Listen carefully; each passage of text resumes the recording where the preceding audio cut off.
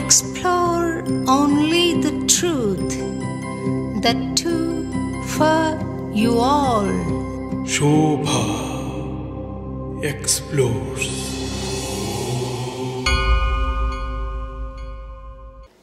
నమస్తే అమ్మా. నమస్తే అమ్మా. బాగున్నారా తల్లి? చాలా బాగున్నాను. సంతోషం అమ్మా. మీరు ఏ సభా కార్యక్రమంలో కానీ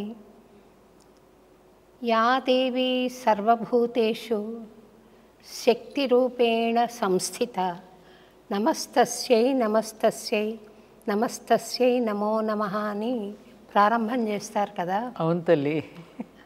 అది ప్రారంభించాక మీరు అమ్మవారి అంశం మీలో ప్రవేశిస్తుందో ఏమో అనర్గళంగా మాట్లాడతారు తల్లి. నేను ఇది ఎలా గమనించుకున్నానంటే, అన్నమ గాయత్రి మొదటిసారి పఠించినప్పుడు కొంత, రెండోసారి మూడోసారి అనేసరికి నాకు ఫుల్ కనెక్షన్ దొరికిపోతుంది. పాడటానికి కూడా ఎవరో పాడుతుంటే నేను వింటున్నాననే భావన కలుగుతుంది. అది నేను గమనించాను మీలో. మీరు ఒకసారి ఆ శ్లోకం చెప్పి ప్రారంభిద్దామమ్మా. తప్పకుండానమ్మా. యా దేవీ సర్వభూతేషు శక్తిరూపేణ సంస్థిత నమస్తస్యై నమస్తస్యై నమస్తస్యై నమో నమః. నా ముందు కూర్చున్న మీరు కూడా శక్తి స్వరూపిణియే. అందుకు మీకు నమస్తస్యై నమస్తస్యై నమస్తస్యై అంటూ 3 సార్లు నమస్కరిస్తున్నా. థ్యాంక్స్ తల్లి. అన్నా ఆగు, నీ భార్య మాటే వింటావా, ఈ చెల్లెలి మాట వినవా అని మీరు ఒకసారి కీర్తిశేషులు ఎన్టీ రామారావు గారిని శాసిస్తూ నిలిపివేశారు, సభా నిష్క్రమణం చేస్తున్న వారిని. అది చాలా ధైర్యంతో కూడుకున్న చర్య తల్లి. మీకెంత కమిట్మెంట్ ఉంటే మీరు అనుకున్న లక్ష్యం పట్ల అలా అనగలిగారు అని నేను చాలా సంతోషపడి, మీకు అన్నమాచార్య భావనావాహిని పక్షాన ధైర్య అవార్డు ఇవ్వడానికి అదొక అంశగా నాకు గుర్తుండిపోయింది. మీరు చెప్తే విని నాకు గుర్తుండిపోయింది. అది చూసిన వాళ్ళు ఎంత ఆనందపడి ఉంటారో. ఆ పిక్చర్స్ మీరు నాకు పంపారో, నేను వాళ్ళకు ఐ డ్రీమ్స్ వాళ్ళకి అందజేస్తాను తల్లి. అమ్మా, అయితే ఆ ఉదంతం ఒకసారి చెప్తే నాకు తెలుసు ప్రేక్షకులు కూడా వింటారని. ఎంత గుర్తు పెట్టుకున్నారమ్మా మీరు ఈ విషయాన్ని. చాలా సంతోషం. ఇది 1990, 91, 92 సంవత్సరాల్లో జరిగినటువంటి సన్నివేశం. అప్పుడు నేను రుద్రారం అని పటాన్ చెరువుకి అవతల ఒక గ్రామం ఉందమ్మా. అక్కడ యాంత్రిక వధశాల పేరిట మెకనైజ్డ్ స్లాటర్ హౌస్ దానిని నిర్మాణం చేసి ఆ చుట్టుపక్కల ఉన్నటువంటి గ్రామాల వారి యొక్క వ్యవసాయ భూములు కూడా కాలుష్యం అయ్యేటట్టుగా ఒక ప్రమాదకరమైనటువంటి పరిస్థితుల్లో ఉన్నప్పుడు నాకు తెలిసినటువంటి విషయం, రోజుకు 2500 గోవులని కిందికి వేలాడదీసి చాలా మరిగినటువంటి నీళ్లను గోవుల మీద పోసి ఆ మాంసాన్ని మిడిల్ ఈస్ట్ కంట్రీస్కి ఎగుమతి చేసినటువంటి సందర్భం అది. అప్పుడు పటాన్చెరులో డాక్టర్ కిషన్ రావు గారు, తర్వాత ఇక్కడ కొంతమంది జైన్స్, వీళ్ళందరం కలిసి దాని వ్యతిరేకంగా పోరాటం చేస్తున్నప్పుడు ఆ దృశ్యాన్ని చూసి నేను చెలించిపోయి అప్పుడు నేను దీనిని ప్రజల్లోకి తీసుకువెళ్ళాలని ఒక ఉద్యమం తలపెట్టినప్పుడు 3 నెలల పాటు కేవలం ద్రవ పదార్థం మాత్రమే తీసుకుని మళ్ళీ అయోధ్య రామజన్మభూమి ఎప్పుడు ఉద్యమం ఎట్లా చేశామో ఆ విధంగా నేను గ్రామాన తిరిగి ప్రచారం చేయటం జరిగింది.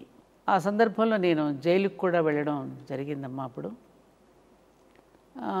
ఈ జరిగిన తర్వాత ఈ జైన్ సేవా సంఘ వాళ్ళు మహావీర్ వాళ్ళంతా కూడా ఫాలోయర్స్ అన్నమాట.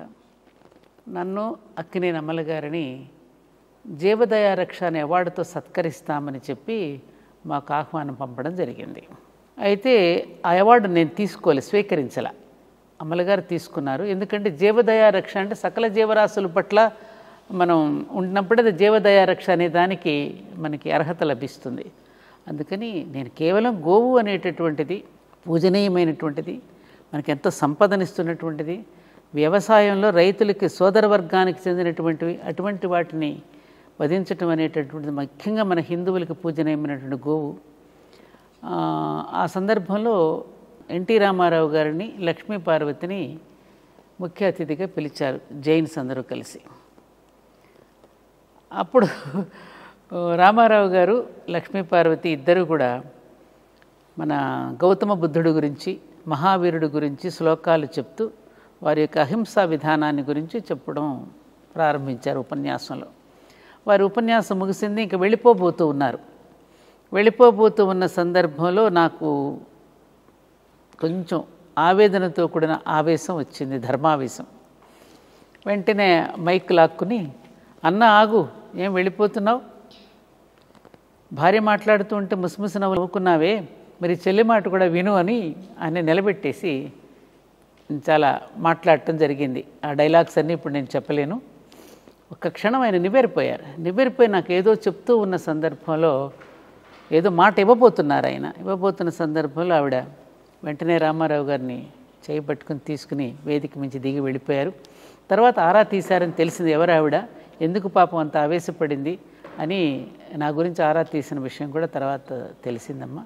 అప్పుడు రామారావు గారిని ఈ విధంగా నిలదీసి కొన్ని ప్రశ్నలు వేయటం సంభవించిందనమాట. మీ వంటి మహనీయులు ఎంతోమంది ఎంతో కృషి చేస్తే ఈరోజు గోమాతకు కొంత గౌరవం దక్కింది తల్లి. అవునమ్మా, ఈరోజు ఆదరిస్తున్నారు, బాగా గోవును పూజిస్తున్నారు, ఆదరిస్తున్నారు, పోషిస్తున్నారు. ఎక్కడ గోశాలలు పెట్టినా వాళ్ళ బాధ్యతగా తీసుకుని అందరూ చాలామంది ప్రవచకులు కూడా కాస్త దాని పట్ల అవగాహన కల్పిస్తున్నారు. ఎప్పుడైతే గోమాతను మళ్ళీ ఆదరించటం మొదలుపెట్టామో, ఎప్పుడైతే గోమాతను పోషించుకోవటం మనం ప్రారంభిస్తామో అప్పటి నుండి సత్యయుగ ఆరంభానికి పునాదులు పడినట్టే లెక్కమ్మ. ఎందుకంటే కలిపురుషుడు రావడంతో తన్నింది ముందు గోవునే కదా, గో వృషభాలను తన్నినందుకే కదా కలి యొక్క లక్షణాలన్నీ మనకు అంటుకున్నాయి. కాబట్టి గోవును మళ్ళీ గౌరవిస్తే గో వృషభాలని, గోవు భూమాతకు ప్రతీక, వృషభమేమో ధర్మానికి ప్రతీక. ఈ రెండింటినీ కనుక మనం పూజించుకోవడమే కాదు, పసుపు కుంకుమలు పెట్టి వాటిని సంరక్షించుకోవటం, పోషించుకోవటం కూడా మన ధర్మం కావాలి. ఈ సందర్భంలోనే పివి నరసింహారావు గారిని కూడా నిలదీశానమ్మా. ఇదే అంశం పైన మీరు ఎలాగూ ప్రస్తావన తెచ్చారు కాబట్టి చెప్తున్నా. సుప్రీంకోర్టులో నా పేరు మీదనే దీని పట్ల బాధపడి కేసు వేయడం జరిగినప్పుడు కోర్టులో కూడా ఏదో జరుగుతూ ఉన్నాయి, సరైనటువంటి జడ్జిమెంట్ రావటం లేదు, కేసు ఫైనల్ కావడం లేదు. ఆ సందర్భంలో పివి నరసింహారావు ప్రధానమంత్రిగా ఉన్నప్పుడు హైదరాబాద్ వచ్చారు, రాజ్భవన్లో ఉన్నారు. అప్పుడు నేను, దత్తాత్రేయ గారు, ఇంకొక స్వామీజీ అపాయింట్మెంట్ తీసుకుని వెళ్ళబోతున్న సమయంలో వారు ఎయిర్పోర్ట్కి వెళ్ళిపోతున్నారు. కారులో ఎక్కారు పివి నరసింహారావు గారు, గవర్నర్ కృష్ణకాంత్ గారు బయట నిలబడి ఉన్నారమ్మా. నేను బయలుదేరిపోతున్న పివి నరసింహారావు బానెట్ మీద చేతులు పెట్టి కారు ఆపేసి స్వస్తి ప్రజాభ్య పరిపాలయంతాం న్యాయేన మార్గేణ మహీమహీస గోబ్రాహ్మణేభ్య శుభమస్తు నిత్యం లోకా సమస్త సుఖినోభవంతు అన్నారు కదా పివి గారు అని నేను అంటూ ఉంటే కృష్ణకాంత్ గారు కొంచెం పులకించిపోయి ఇలా నమస్కారం పెట్టారమ్మా. ఆ శ్లోకం చెప్తూ ఉన్నప్పుడు పక్కనే అప్పుడు ముఖ్యమంత్రి ఎన్ జనార్దన్ రెడ్డి గారు ఉన్నారు. నా వైపు కొంచెం విసుగ్గా చెప్పావులే అన్నట్టుగా ఒక చేత్కారంతో తిరస్కారంగా మాట్లాడారు. నేను ఇలా చూసి ఈ పదవి శాశ్వతం కాదండి, ఎక్కువ కాలం ఉండదు అన్న. తమాషా అమ్మ, నిజంగా 10 రోజుల్లో ఆయన పదవి పోయింది. పివి గారు శ్రద్ధగా విని ముఖ్యమంత్రిని కారులో నుంచి దింపేసి దత్తాత్రేయ గారిని కారులో ఎక్కించుకుని ఎయిర్పోర్ట్ వరకు విషయాలన్నీ తెలుసుకున్నారు. అదమ్మా పివి నరసింహారావు గారి గొప్పతనం. మహానుభావుని తలుచుకోవాలి ఈ సందర్భంగా. ఆయన అన్ని విషయాలు కూలంకషంగా విని తెలుసుకుని దత్తాత్రేయ గారు కొన్ని విషయాలు చెప్పడం జరిగిందమ్మా. ఈ 2 విషయాలు అటు పివి నరసింహారావు ప్రధానమంత్రి గారిని, ఇటు మన ముఖ్యమంత్రి గారిని కూడా ఈ సందర్భంగా కలిసి దాన్ని గుర్తు చేసినటువంటి సందర్భం అది. మీరు గుర్తు చేశారు, చాలా సంతోషం. అమ్మ, మీరు గోమాత గురించి ప్రస్తావన చేశాం కదా మనం ఇప్పుడు. గోవులు సమస్త దేవతామూర్తులు నివసిస్తారు అని మనం విశ్వసిస్తాం. కానీ హేతువాదులు ఒక కుక్క ప్రాణం ఎంత ముఖ్యమో ఆవు ప్రాణం అంతే ముఖ్యము. కుక్కకి ఎలా నొప్పి కలుగుతుందో ఆవుకు అలాగే నొప్పి కలుగుతుంది. ఏ విధంగా ఆవు శ్రేష్టమైనది మాకు భౌతికంగా కనపడదు కదా అంటారు. వాళ్ళకి ఎటువంటి సమాధానం ఇస్తే బాగుంటుంది అని. అమ్మా, ఇప్పుడు మనకి కూడా మానవులలో కూడా తల్లికి ఇచ్చే స్థానం తల్లిది, భార్యకి ఇచ్చే స్థానం భార్యది మనం ఎలా అయితే ఇస్తున్నామో, సమస్త జీవరాశులలో మానవ జన్మ అనేటువంటి దుర్లభమైనది, ఉత్తమమైనది అని చెప్తారు కదా. అలాగే ఆవుని ఎప్పుడు కూడా మనం జంతువు అని, పశువు అని ఇప్పుడు మనం పిలవం. ఆవుని గోమాతగా మనం ఎందుకని ఆరాధిస్తున్నామంటే, సృష్టి ఆరంభంలో ద్వాదశాదిత్యులు, అష్టవసువులు వీళ్ళందరూ కూడా యజ్ఞం చేస్తూ ఉన్నప్పుడు యజ్ఞంలో మొట్టమొదటిసారిగా దానిలో నుంచి వచ్చింది కామధేనువు. ఎందుకు వచ్చింది, ఎందుకు ఇచ్చారు మనకి కామధేనువుని? కామధేనువుని గనుక ఇస్తే మానవాళిని కామధేనువే చూసుకుంటుంది. దాని యొక్క సంపద ద్వారా మానవులందరూ కూడా మనుగడ సాగిస్తారు అనే ఉద్దేశంతో మనకి భగవంతుడు సమర్పించినటువంటిది కామధేనువు. తర్వాత కల్పవృక్షం. అందుకనే దేవాలయాలలో విగ్రహ ప్రతిష్ఠ చేసేటప్పుడు నేత్రోన్మీలనం చేస్తారు. ఆ ఉన్మీలనం చెయ్యగానే వెంటనే అక్కడ గోవుని ఎందుకు ముందు పెడతారు? భగవంతుడి దృష్టి కనుక గోవు మీద పడితే గోవు దృష్టి మన మీద ఉంటుంది.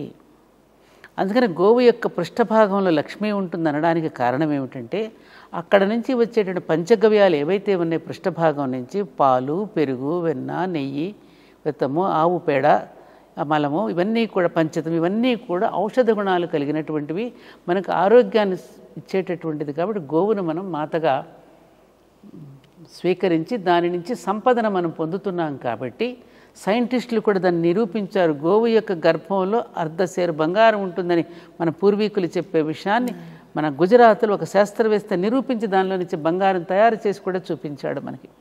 అటువంటి సంపదనిచ్చేటువంటి గోమాతని మనం మాతగా దైవంగా పూజిస్తాం. ఒక్క గోమాతనే కాదు, మనం ప్రతి రాయిని, రప్పని, పుట్టని అన్నింటినీ కూడా దేవతగా భావించేటువంటి గొప్ప తత్వం మన సనాతన ధర్మం మనకి నేర్పించింది.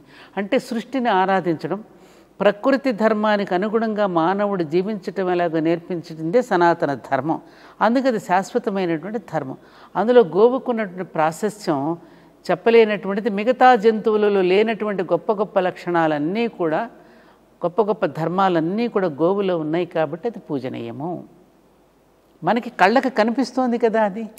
గోవు పాల నుంచి మనం తల్లి లేని పిల్లలకు ఆవు పాలు శ్రేష్టమని చిన్నప్పుడు మనం 1వ తరగతి పుస్తకంలోనే మనం చదువుకున్నాం. తల్లిపాలు లేని వాళ్ళందరికీ ఆవు పాలు నుంచి పోషించిన వైనం మనందరికీ కుటుంబాల్లో తెలుసు. అందుకని గాడిద పాలు ఇచ్చి మనం అయితే మన పిల్లల్ని పోషించలేదు కదా. కాబట్టి అది శ్రేష్టమైన దేవతగా ఆరాధించటం అనేటటువంటిది మన సనాతన ధర్మంలో మనకున్న గొప్ప సాంప్రదాయం, గొప్ప భక్తి భావన. సంతోషం తల్లి. మీరు మహాతల్లి ద్రౌపది నిండు సభలో అవమానపడిన తర్వాత జుట్టు విరబోసుకొని మళ్ళీ నేను ఈ దుర్యోధనుడు ఎప్పుడైతే వధింపబడి ఆ రక్తంతో నేను ఈ జుట్టును నేను సవరించుకుంటాను, అప్పుడు నేను ఈ జుట్టు ముడి వేసుకుంటాను అని శపథం చేసింది కదమ్మా. అలాంటి సందర్భమే మీరు కూడా జీవితంలో మీరు ఒకనొక సందర్భంలో జుట్టు అర్థమైంది విరిచేసి అయోధ్యలో రామాలయం రాముడే ఎప్పుడు ప్రతిష్ఠింపబడతాడో అప్పుడే నేను ముడుచుకుంటాను అని, రామాలయానికి శంకుస్థాపన ఎప్పుడు జరుగుతుందో అప్పుడు నేను ముడి వేసుకుంటాను అని శపథం చేయడం జరిగింది. దానికి కారణం ఏమిటంటే అమ్మా, నేను 1988లో కంచి పరమాచార్య చంద్రశేఖరేంద్ర సరస్వతి మహాస్వామి వారిని దర్శించుకోవడం జరిగింది. దర్శించుకున్నప్పుడు స్వామిని నాకేమిటో స్వామి నాకు తెలియకుండా ఏదో చెప్పాలని అనిపిస్తోంది. మరి నేనేం పెద్దగా చదువుకోలేదు, నాకు రామాయణ భారత భాగవత పురాణ ఇతిహాసాలు ఏవీ నాకు తెలియవు, కానీ ఏదో తన్నుకొస్తోంది స్వామి, నాకేదో చెప్పాలని, ధర్మ ప్రచారం చేయాలని స్వామి నన్ను అనుగ్రహించండి అని స్వామివారిని అడిగానమ్మా. నడిచే దైవం పరమాచార్యుల వారిని. అప్పుడు వారు నన్ను చిరునవ్వుతో నన్ను ఆశీర్వదించి పంపించారు. ఆ చిరునవ్వుతో ఏదో తమిళ్లో ఏదో మాట్లాడారు, నాకు అర్థం కాలేదు. అప్పుడు మఠంలో నుంచి పక్కన నుంచి వచ్చి, అమ్మ నువ్వు స్వామివారికి అనుగ్రహం చాలా పొందావు తల్లి ఈ రోజున. వారు అలా నవ్వడం మేము చూసి చాలా కాలమైంది. వస్తారందరూ ఎన్నికల్లో గెలిపించమని, లేకపోతే పిల్లలకి ఉద్యోగం రావడం లేదనో, లేకపోతే అమ్మాయికి పెళ్ళిళ్ళు కావడం లేదని ఏదో ఒక దీని మీద వస్తూ ఉంటారు పాపం, వాళ్ళ కష్ట సుఖాలు చెప్పుకోవడానికి. కానీ ధర్మ ప్రచారం అన్న మాట స్వామికి చాలా ఆనందం కలిగించినట్టుంది తల్లి, నువ్వు అనుగ్రహం పొందావు అని చెప్తే మంచిదే కదండి, చాలా సంతోషం, అంతకంటే ఇంకా నాకు కావాల్సిందేముందని నమస్కారం చేసుకుని వచ్చేసానమ్మా. ఆ తర్వాత తిరుపతిలో విశ్వ హిందూ పరిషత్ వాళ్ళు ధర్మ సమ్మేళనం పెట్టారు. ఆ ధర్మ సమ్మేళనానికి నేను కూడా వెళ్ళడం జరిగింది. వెళ్ళి తిరిగి వచ్చేస్తూ ఉన్న సందర్భంలో నేనెవరినో తెలియదు, నాకు ఆ కార్యక్రమంలో నేను భాగస్వామిని కాదు, ఒక ప్రేక్షకురాలిగా మాత్రమే నేను వెళ్ళాను. వెళ్ళిపోతూ ఉన్న సందర్భంలో మాన్యశ్రీ పుల్లారెడ్డి గారు ఎక్కడికి వెళ్ళిపోతున్నావమ్మా అంటే, ఇంక ఈరోజు హైదరాబాద్ వెళ్ళిపోతున్నానండి, పిల్లల్ని కూడా వదిలేసి వచ్చాను కదా అంటే ఆయన ఒక మాట అన్నారు, ఒక క్షేత్రానికి వచ్చినప్పుడు ఏ నిమిషానికి ఏ ప్రసాదం దొరుకుతుందో చెప్పలేమమ్మా, నువ్వు ఉండు అన్నారు. అంతేనమ్మా, నేను అక్కడే ఉన్నాను, అబౌట్ టర్న్ అసలు అంతే, అక్కడ ఉండగానే మైకులో నుంచి నా పేరు వినపడింది. సత్యవాణి గారిని వేదిక మీదకి ఆహ్వానిస్తున్నాం అని పిలిచారు. పిలవగానే నేను స్టన్ అయిపోయాను. నేనేమిటి ఆ వేదిక మీద, ఎంత పెద్ద వేదిక అంటే మాది కొన్ని కిలోమీటర్ల పొడగునుంది అది, ఆ వేదిక అంత పెద్దది. మన స్వామి చిన్మయానంద దగ్గర నుంచి రాజమాత విజయరాజ సింధ్యా దగ్గర నుంచి పెద్ద పెద్ద స్వామీజీలంతా వేదిక మీద ఉన్నారు. ఆ వేదిక మీదకి నేను వెళ్ళడం ఏమిటి, నన్ను పిలవడం ఏమిటి అని నేను స్పృహలో ఉన్నానా లేదా అని నాకు ఆశ్చర్యం కలిగింది. ఇప్పుడు వేదిక మీదకి వెళ్ళి భయపడుతూ ఏం మాట్లాడాలి, నేను ఎప్పుడో చిన్నప్పుడు స్కూల్లో డిబేట్లో మాట్లాడుంటాను, మొట్టమొదటిసారి అంత పెద్ద వేదిక మీద. అప్పుడు ఇందాక మీరు చెప్పారే, ఎందుకమ్మా యాదేవి సర్వభూతేషు అంటూ మీరు ప్రారంభం చేస్తారని, అక్కడ ఆ వేదిక మీద మొట్టమొదటిసారిగా శ్రీ వెంకటేశ్వరుడి పాద సన్నిధిలో కింద, తిరుపతిలో తిరుమల కింద భాగంలో అమ్మవారిని అలా స్మరించుకుని, నేనేది మాట్లాడుతున్నానో అది నీవే మాట్లాడమ్మా అని తలుచుకుని ఆ ప్రార్థన, అందుకే అప్పటి నుంచి ఆ ప్రార్థన అలా కొనసాగుతూ వస్తుంది. ఆ ప్రార్థన చెయ్యగానే నాకు తెలియకుండానే మాటలు వచ్చేస్తున్నాయి నాలో నుంచి. అంటే నేను కాదు మాట్లాడింది, పరమాచార్య మాట్లాడించారు. అలా జరిగినటువంటి ఆ నేపథ్యంలో నేను లండన్ విరాట్ హిందూ సమ్మేళనానికి వెళ్ళాను. అక్కడి నుంచి తిరిగి వచ్చిన రోజునే, ఇంకా ఇంట్లోకి కూడా నేను పూర్తిగా వెళ్ళలేదమ్మా, గేట్లో నుంచి లోపలికి వెళుతూ ఉన్న సందర్భంలో వెంటనే మళ్ళీ కారు వచ్చింది నా కోసం. మిమ్మల్ని వెంటనే బయలుదేరి రమ్మంటున్నారు గవర్నర్ దగ్గరికి కలవడానికి. మాన్యశ్రీ బిరుదు రామరాజు గారు, పుల్లారెడ్డి గారు, ఇంకా పెద్దలు ఎంతోమంది కలిసి వెళ్తారు, మిమ్మల్ని కూడా రమ్మని పిలిచారని నాకు కబురు వచ్చింది. వెంటనే నేను వెళ్ళాను. అందరం కలిసి వెళితే అక్కడ గవర్నర్ గారిని జై శ్రీరామ్ అంటూ అందరం నమస్కారం చేశాం. ఆమె ప్రతి నమస్కారం చేయలేదు, మళ్ళీ జై శ్రీరామ్ అని ప్రతివాదము చేయలేదు. అప్పుడు నాకు కూర్చోమని కూడా కనీసం అనలా. వెళ్ళిన వాళ్ళు ఎవరు సామాన్యులు ఏం కాదు, అందరూ పెద్ద పెద్దవాళ్ళు, గొప్ప గొప్ప పనులు చేసినటువంటి వాళ్ళు. నాకు కోపం వచ్చేసింది. అంతకుముందు విరాట్ హిందూ సమ్మేళనంలో చాలామంది ప్రముఖుల యొక్క మాటలు విని ఉన్నాను, తిరుపతిలో కూడా విని ఉన్నాను. ఈ లోపల ఈ ఆలోచనలన్నీ నాలో సుళ్ళు తిరుగుతున్నాయి. ఏమిటి శ్రీరామచంద్రుడి యొక్క మాట చెప్పగానే ఎందుకు వీళ్ళకి ఇంత చిరాకు, ఎందుకు ఇంత పరాకు? నేషనల్ హీరోనే కాదు, ఆయన జగత్తును మొత్తాన్ని పరిపాలించినటువంటి సార్వభౌముడు. అటువంటి సార్వభౌముడిని శ్రీరామచంద్రుడు పేరెత్తగానే వీళ్ళు ఎందుకు ఇంత చిరాకు పడుతున్నారు? ఈ దేశం ఎవరిది, ఈ భూమి ఎవరిది? ఇలాంటి ఆవేశపూరితమైనటువంటి మాటలు నాలో సుళ్ళు తిరుగుతున్నాయి. బయటకు వచ్చిన తర్వాత అక్కడ ఖైరతాబాద్లో బెల్లా విస్టా దగ్గర బహిరంగ సభ. అక్కడికి రాగానే నా వంతు వచ్చింది, నన్ను మాట్లాడమన్నారు. మాట్లాడమని అప్పటికే నా లోపల ఈ ఆవేశపూరితంగా ఇలా ఆలోచిస్తున్నాను కదా, ఈ కోపం ఉంది లోపల. వెంటనే నా నోటి నుంచి మరి ఏ స్వామీజీయే పలికించుంటారు, అయోధ్యలో శిలాన్యాస జరిగే వరకు నేను కురులు ముడవను అని శపథం చేసేసి ఇంటికి వచ్చేసి అక్కడే జుట్టు ముడి తీసేసి రాగానే మా వారు కూర్చుని ఉన్నారు అక్కడ లోపల. ఆయన బిత్తరపోయి చూస్తున్నారు, ఇట్లా జుట్టు ముడి తీసుకుని వచ్చేసాను కదా. మా మదర్ ఉన్నారు, పిల్లలు ఇంట్లో ఉన్నారు. ఏమండి నేను భయపడుతూనే వారి దగ్గరికి వెళ్ళి, నేను యాజ్ ఏ హిందూ ధర్మపత్నిగా మీ అనుమతి లేకుండా నేనేమీ చేయకూడదు, కానీ మరి ఈరోజు ఏదో ధర్మావేశంలో ఇలా అనేసి వచ్చాను. నేను ఇలా అనిన తర్వాత మరి నేను ఇంట్లో ఉండడానికి వీల్లేదు, నేను ఇంకా ప్రజల్లోకి వెళ్ళాలి. ఎందుకు శ్రీరామచంద్రుడి యొక్క మందిరం అవసరమో నేను ప్రజలకు వివరించాలి అంటే రాముడి గురించి, మన ధర్మాన్ని గురించి నేను చెప్పాల్సిన అవసరం ఉన్నది. మరి మీ అనుమతి కావాలి అంటే, నా అనుమతితో ఇందులో నీకు అవసరం లేదు, I am also devotee of Rama, కాబట్టి ఇందులో నా అనుమతితో నీకు పని లేదు, యు గో హెడ్ అన్నారండి వారు. మా అమ్మాయిని కూడా అడిగాను, తను కూడా ఇలాగే, ఇప్పుడే చదివానమ్మా, జీవితాంతం పగలు చిమ్మే కంటే ఒక్క క్షణం వెలిగి ఆరిపోయినా చాలని, నువ్వు వెళ్ళి నీ స్ఫూర్తితో మేము బ్రతికేస్తామని అమ్మాయి అబ్బాయి ఇలా ప్రేరణ ఇచ్చిపోయి అప్పటికప్పుడు హ్యాబిట్స్కి వెళ్ళి ఒక మైక్ సెట్ కొని, నా దగ్గర ఇంకా ఉంది అది, కొనుక్కొని ఒక చిన్న మెటాడోర్ని శక్తిరథంగా తయారు చేసుకుని నాకు నేనే 2 కుర్రవాళ్ళని పెట్టుకుని, ఇప్పుడు మాతాజీ శివచైతన్య గారిని విజయవాడలో ఉన్నారమ్మా. ఇప్పుడు అమ్మ ఒక సన్యాసినిగా నేను చేయవలసిన దాన్ని మీరు గృహస్థుగా తీసుకున్నారు కాబట్టి నేను సిగ్గుపడుతున్నాను, నేను వస్తాను మీతో అని ఆవిడ అనడం, ఆమెను వెంటబెట్టుకుని అలా అన్ని గ్రామాలు రోజుకు 18 గంటలు 18 గ్రామాలు తిరిగి శ్రీరామచంద్రుడు సన్నిధికి వెళ్ళి మొట్టమొదటిగా శిలాన్యాసం చేసే అదృష్టాన్ని, రాముడి యొక్క అనుగ్రహాన్ని పొందిన ధన్యజీవినమ్మ. సంతోషం తల్లి.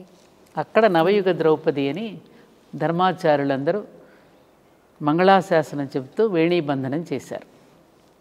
ఇది ఆనాడు జరిగిన సంఘటన. మీకు పరమాచార్య యొక్క అనుగ్రహం. తగిన సంభావన తల్లి.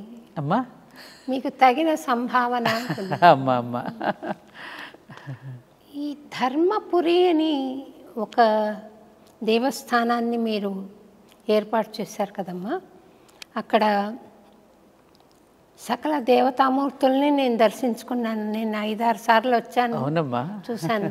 చాలా దివ్యంగా ఉంటుంది తల్లి భావన. అక్కడికి వచ్చినప్పుడు మిమ్మల్ని చూసినా, అమ్మవారిని చూసినా ఒకే భావన కలుగుతూ చాలా అద్భుతమైన ప్రకంపనలు ఉంటాయి అక్కడ. అయితే మీరు అక్కడ షిరిడీ బాబాను కూడా ప్రతిష్ఠ చేశారు కదా. షిరిడీ బాబా ఒకప్పుడు నేను వెంకటేశ్వర స్వామికి ప్రతిరూపంగా భావించి నేను ఆరాధించిన మూర్తి ఆయన. నాకు కలిగిన అనుభవాలు కూడా చాలా ఉన్నాయి, ఎంతోమందికి. అవునమ్మా. అయితే ఎందుకని ఈ రోజుల్లో చాలా ప్రముఖమైన దేవస్థానాల నుండి ఆయన విగ్రహాలు తొలగించి వేయడం కానీ, ఆయన హిందూ మతానికి చెందినవాడు కాదు అని ఇటువంటి ప్రసక్తి వస్తోంది కదా, అది సబబేనా? ఏమాత్రమూ సబబు కాదు. నాకు కూడా చాలా బాధ కలుగుతుంది ఈ విషయంలో అమ్మ. అసలు సనాతన ధర్మం అనేటువంటి పదాన్ని కూడా ఎలా పడితే అలా వాడేస్తూ, దాని యొక్క లోతు తెలియనటువంటి వ్యక్తులు కూడా ఇష్టం వచ్చినట్టు మాట్లాడేస్తున్నారు. ఈ మధ్యన సోషల్ మీడియాలో చూస్తున్నారు. ఈ మధ్యన ఈ షిరిడీ సాయిబాబా గురించి ఏదో సందర్భంలో మాట్లాడుతూ ఉన్నప్పుడు ఒక అతను కామెంట్ పెట్టాడు, అమ్మ మీరంటే చాలా గౌరవం, మీరు ముస్లింని మీరు ప్రోత్సహిస్తున్నారు కాబట్టి మీరంటే గౌరవం తగ్గిపోయింది నాకని పెట్టాడు ఒక కామెంట్. అంటే వీళ్ళు ఎంత మూర్ఖత్వంతో ఆలోచిస్తున్నారు, ఎంత మూర్ఖత్వంతో ఆలోచిస్తారు, ఎంత దిగజారుడుతనంతో ఆలోచిస్తున్నాం మనం. అంటే హిందువుగా పిలువబడుతున్న వాళ్ళందరూ గొప్పవాళ్ళుగా ఉన్నారా? మహమ్మదీయులుగా పిలువబడుతున్న వాళ్ళందరూ దుర్మార్గులుగా ఉన్నారా? ఎవరు ప్రేరేపిస్తున్నారు? ఇటువంటి మత ఘర్షణలు ప్రేరేపిస్తున్న వాళ్ళను వదిలిపెట్టి సామాన్యులను కూడా అలా పెట్టేసి మాట్లాడటం అనేది ఎంతవరకు సబబు? ఇప్పుడు మన ధర్మపురి క్షేత్రంలో ప్రతి సంవత్సరం శ్రీరామనవమి చేసేటప్పుడు మహమ్మద్ షరీఫ్ మియా గారు తలంబరాలు పట్టుకొస్తారు, ముత్యాల తలంబరాలు. ఆ విధమైనటువంటి ఒక సోదర భావంతో జీవిస్తున్నటువంటి జీవన విధానం మనది. సనాతనం అంటే ఏమిటి అసలు? పురాతనం కాదు కదా, శాశ్వతమైన ధర్మం, ఎటర్నల్ ధర్మ. అది ఎవరు వ్రాయబడింది కాదు, అది అపౌరుషేయం. ప్రకృతి ధర్మమే మానవ ధర్మంలో ఉన్నది. ప్రకృతితో శృతి కలుపుకుంటూ జీవించడమే మానవ ధర్మం. Man is the grand symbol of universe. బ్రహ్మాండంలో ఏదైతే ఉందో ఈ పిండాండంలో కూడా అదే ఉన్నది. అందుకని ఈ వైవిధ్యాన్ని అర్థం చేసుకుంటూ మన పురాణాలు మాట్లాడుకోవద్దమ్మా. రామాయణం, భారతం, భాగవతం, వేదాలు ఇవన్నీ పక్కన పెడదాం.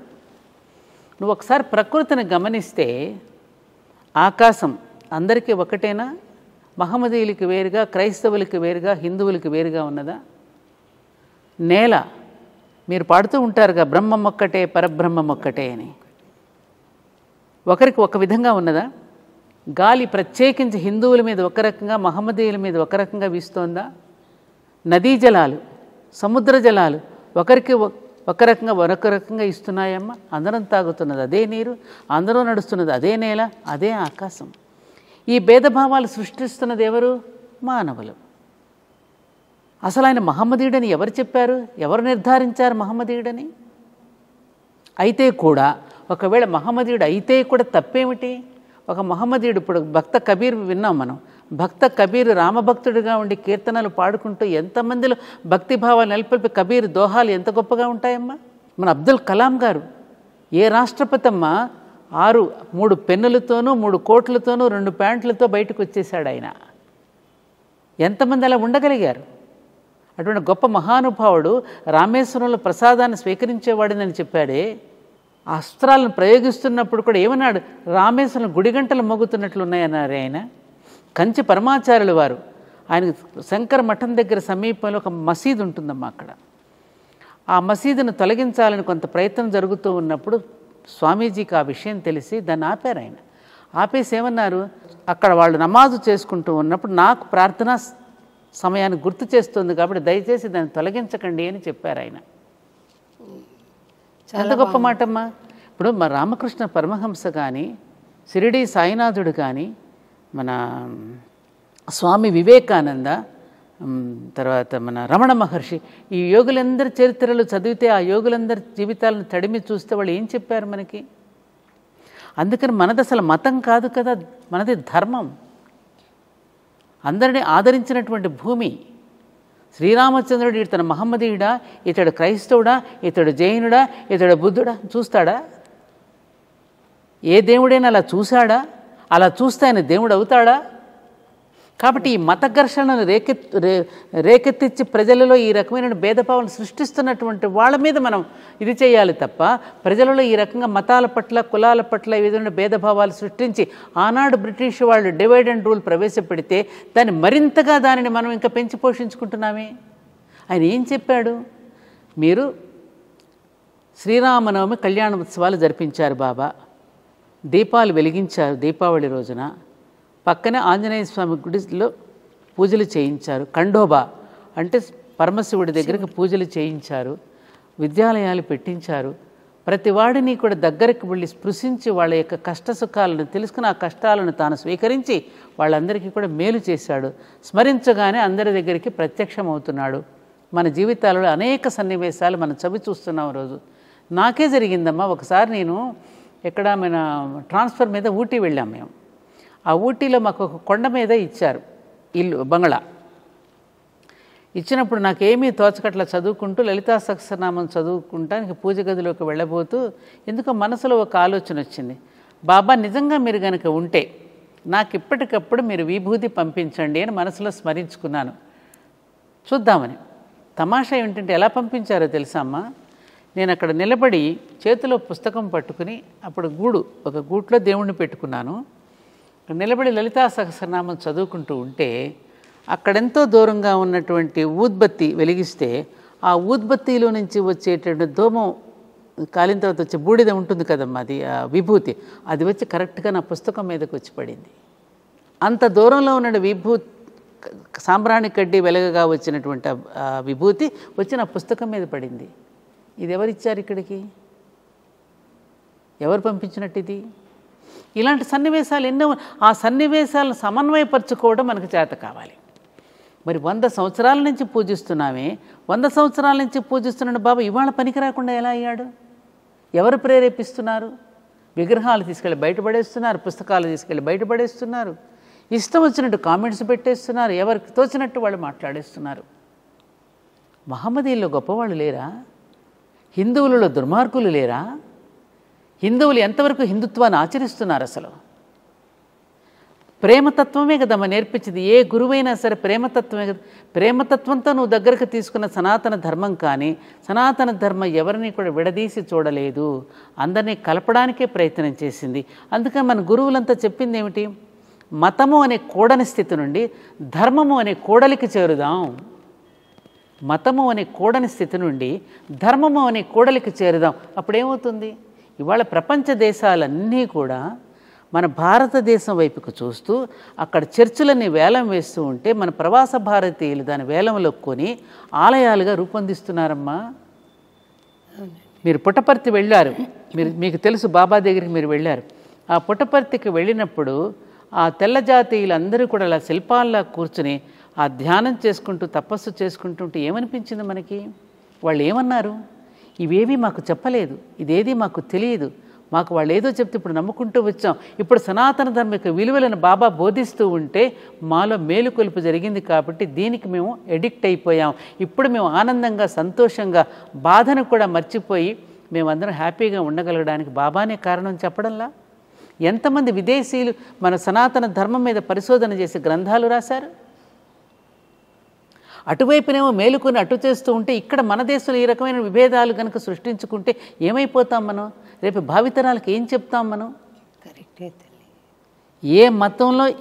ఏ మతంలో మంచి ఉన్నా అది సనాతన ధర్మంలోని భాగమేనమ్మా. కరెక్టే. అంతే కదమ్మా. కాబట్టి దీన్ని ఎంతవరకు మనం తెలుసుకుంటే అంత మంచిది.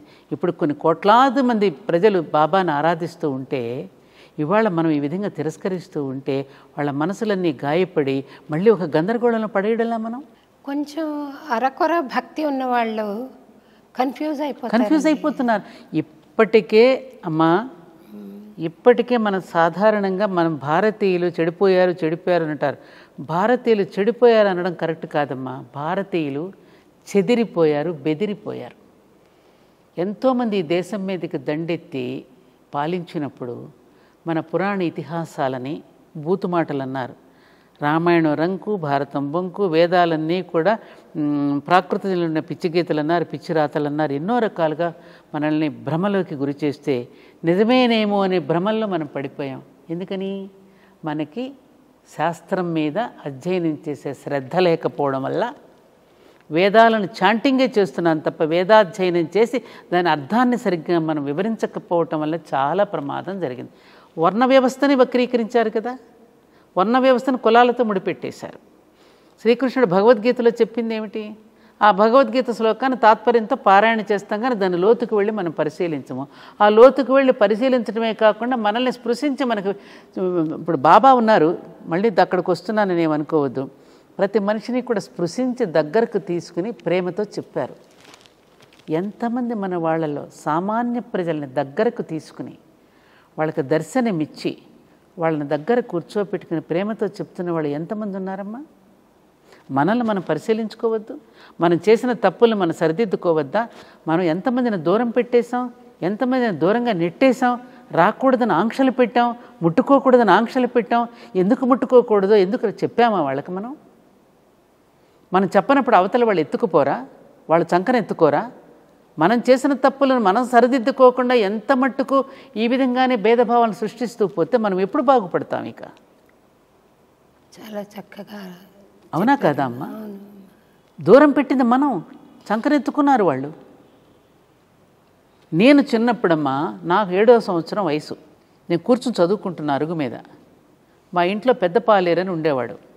అతను శ్రీరామనవమి పండుగ కళ్యాణం జరుగుతుంది మా ఊర్లో.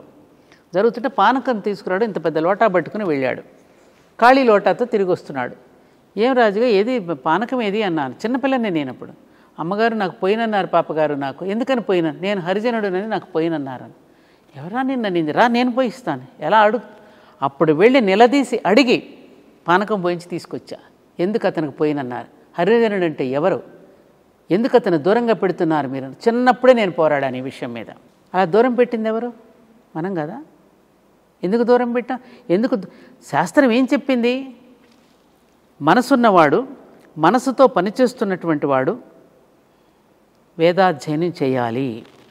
శరీరంతో పనిచేసేటటువంటి వాడు ఆజ్ఞ మేరకు శరీరంతో పనిచేస్తున్న వేదాధ్యయనంతో పని లేదు. శరీరాన్ని సమాజానికి సమర్పించుకుంటూ అతను సేవ చేస్తున్నాడు కాబట్టి వర్క్ ఈజ్ వర్షిప్. అది పూజ కంటే గొప్పదైనది కాబట్టి అతను దేవాలయాలకి రాకపోయినా పర్వాలేదు, అతనే పూజనీయుడు, అతడు అందరికంటే గొప్పవాడు అని చెప్పింది వేదం. మరి దాన్ని చెప్పామా మనం? నాకు ఒక సంఘటన గుర్తొస్తుందమ్మా. నేను అన్నమాచార్య స్కాలర్షిప్ స్టూడెంట్గా ఉన్నప్పుడు మా పల్లెకి వెళ్ళాను.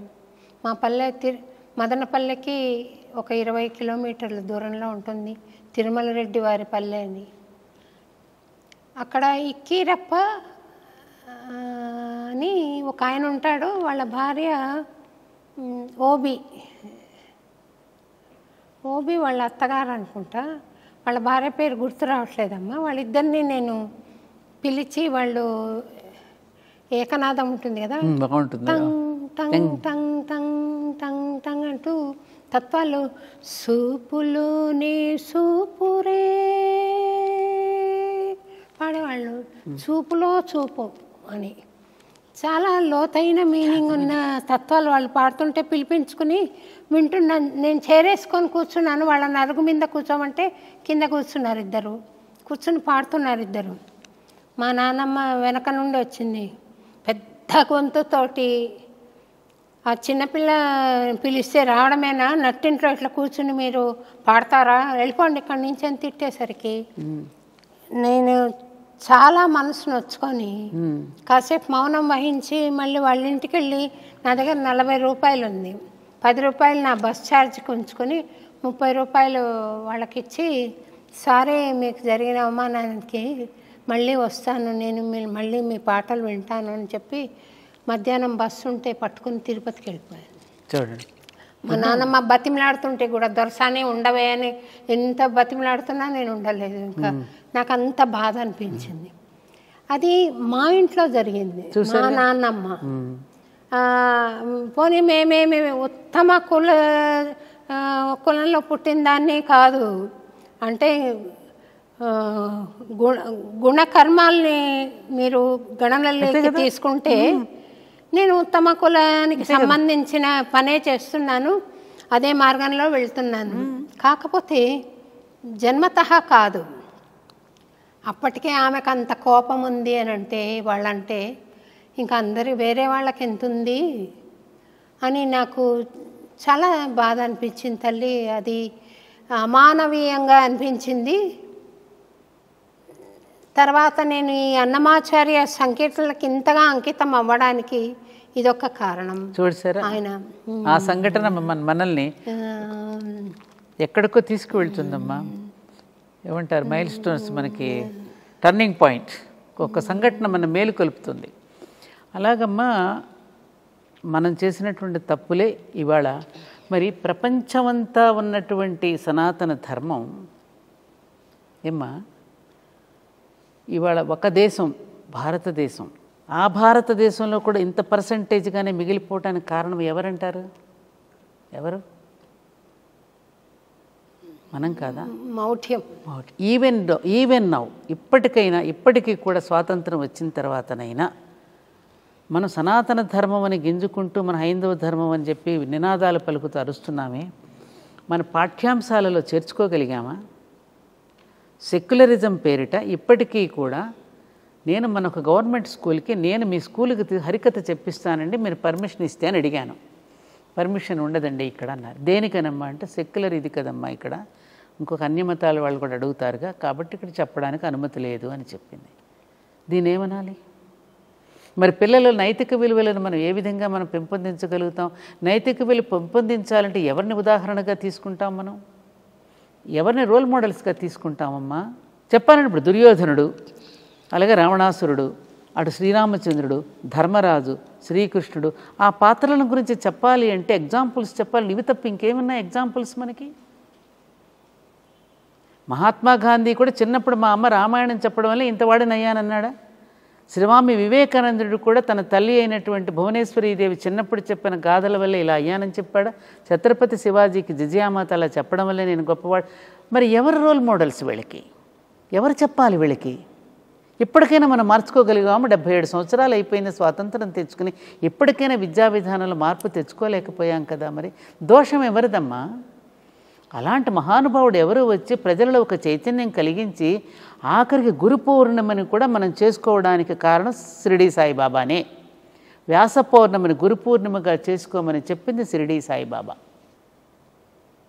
ఎందుకని ఇటువంటి మౌఢ్యం, మీరు అన్నట్టుగా ఇటువంటి మూర్ఖపుట ఆలోచనలోకి ఇంకా మనం లోపలికి వెళ్ళిపోతే, ప్రజలలో ఇటువంటి భావాలను కనుక రేకెత్తిస్తే ఎలా మన పిల్లలకు సమాధానం చెప్పలేం కదా. నేను కూడా విమర్శలకు లోనయ్యాను తల్లి. సబ్కా మాలిక్ ఏక్ అన్నానని చెప్పి. అవునా? సబ్కా మాలిక్ ఏక్ కాకుండా మరెవరు ఇద్దరు ఉంటారా? దేవుళ్ళు ఒక్కడే, దేవుడు ఒక్కడే, దేవతలు ఎందరో. ఒక్కొక్క భాషలో ఎందరో అయినా కూడా వాళ్ళందరి స్వరూపం మళ్ళీ యజమాని కదమ్మా. యజమాని అంటే ఈ విశ్వానికి ఒక యజమాని ఉంటాడు కదా. అందరికి ఈ విశ్వం మొత్తానికి యజమాని ఒక్కడే అని చెప్పాడు ఆయన. అందులో తప్పే ఉంది? యజమాని ఎవరు? దైవం. దేవతలు ఎందరో, దేవుడు ఒక్కడేనే కదా మన సనాతన ధర్మం మనకు చెప్పింది, మనం చూస్తున్నది.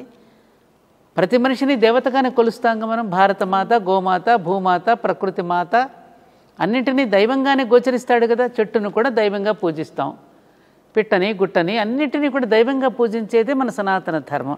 అలాంటప్పుడు మళ్ళీ వేరుగా చూసి ఎందుకు మాట్లాడుతున్నాం? ఇది ఎవరు చేస్తున్నారు? కొంతమంది స్వార్థపరులు చేస్తూ ఉంటే ఆ స్వార్థపరులు వాళ్ళ స్వార్థం కోసం చేస్తుందని గమనించుకున్నటువంటి స్వార్థపరులను ఖండించాలి. కానీ అందరినీ ఎలా ఖండిస్తావు నువ్వు? నేను మహమ్మదీయుల ఇంట్లో 8 సంవత్సరాలు ఉన్నాము, అద్దెకి ఉన్నాం మేము వైజాగ్లో. నేను రామాయణం చదివి మా అత్తగారికి వినిపిస్తుంటే కుటుంబం అంతా వచ్చి కూర్చుని వినేవారు. వాళ్ళ ఇంట్లో గోవుని ఎంత బాగా పెంచేవారో వాళ్ళు. మధ్యాహ్నం సాయంకాలం వేళ చక్కగా నమాజ్ చేసుకుంటూ మన సనాతన హిందూ ధర్మాన్ని పాటించేవారు వాళ్ళు. నిన్న కూడా ఒక ఆయన చెప్పాడు, నమాజ్ అంటే ఏమిటి? నమః నమః, అది ఋగ్వేదంలో ఉన్నది నమాజ్ అంటే. ఒక మహమ్మదీయుడు చెప్తున్నాడు చక్కగా. నిన్న చూసాను నేను ఒక వాట్సాప్లో మెసేజ్. సబ్కా మాలిక్ ఏక్ అంటే దాంట్లో తప్పే ఉంది. అంటే మన దృష్టి మారాలి, మన చూపు మారాలి. మన దృష్టిలోనే లోపం ఉన్నది, అవగాహన లోపం వల్ల వచ్చేటటువంటి మూర్ఖత్వంతో కూడిన మాటలు తప్ప మరొకటి కాదు. మంచి చేసేవాడు ఎప్పుడూ అవమానాలు పొందుతూనే ఉంటాడమ్మా. రాముడిని అనలా ఈ దేశం? సీతమ్మని అనలా? ద్రౌపదిని అనడలా? ఎవరిని వదిలిపెట్టింది ఈ దేశం? దేవుళ్ళను కూడా కించపరిచి మాట్లాడేటటువంటి తత్వంలో ఉన్నాం ఇవాళ మానవులం. వాడిని వాడు చూసుకోడు ముందు. బ్రహ్మదేవుడు మనిషిని సృష్టించిన తర్వాత మానవుడిని ముందు సృష్టించినప్పుడు ఈ మనిషిని ఎక్కడికి వదిలిపెట్టాలా అని ఆలోచిస్తూ ఉంటే ఇలా వినపడింది ఆయనకి. ఈయన ఎక్కడ పెడతా, ముందు ఆకాశంలో పెడదాం అనుకుంటే, అమ్మో వీడు ఆకాశాన్ని కూడా జయించేస్తాడు, అక్కడ వద్దన్నట్టు.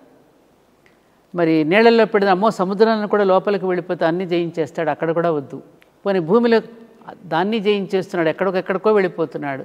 మరి ఎక్కడ పెట్టాలి? మానవుడిలోనే పెడితే దాన్ని జయించలేడు, అందుకే తనను తాను జయించలేకపోతున్నాడు. మనిషిలోనే పెట్టబోయా, అతను జయించలేకపోతాడని చెప్పాడు. ఎంత చక్కని మాట అమ్మా ఇది. అందుకే మనల్ని మనం జయించలేకపోతున్నాం. అందుకని ఆధ్యాత్మికత అనేది అవసరం. ఇప్పుడు మీరు భావకాలుష్యాన్ని నిర్మూలించడానికి సంగీతాన్ని ఎంచుకుని ఇటువంటి భావాలను రూపుమాపి సద్భావాలను నెలకొల్పడం కోసమే మీరు ఒక ప్రయత్నం చేస్తున్నారు కదా. ఈ ప్రయత్నం వృధా కాదు కదమ్మా. కొంతమందిలోనైనా ఒక ఆలోచన రేకెత్తించి వాళ్ళను ఒక మేలుకొల్పడానికి ఇది ఒక సాధనగా మీరు వాడుతున్నారు కదా. కాబట్టి ఈ ప్రయత్నాలు ఏవి కూడా వృధా కావు. ఇది తాత్కాలికంగా వచ్చేటటువంటి ఒక తుఫాను లాంటిదే. ఇది మళ్ళీ నెమ్మదిగా దారిలో పడుతుంది.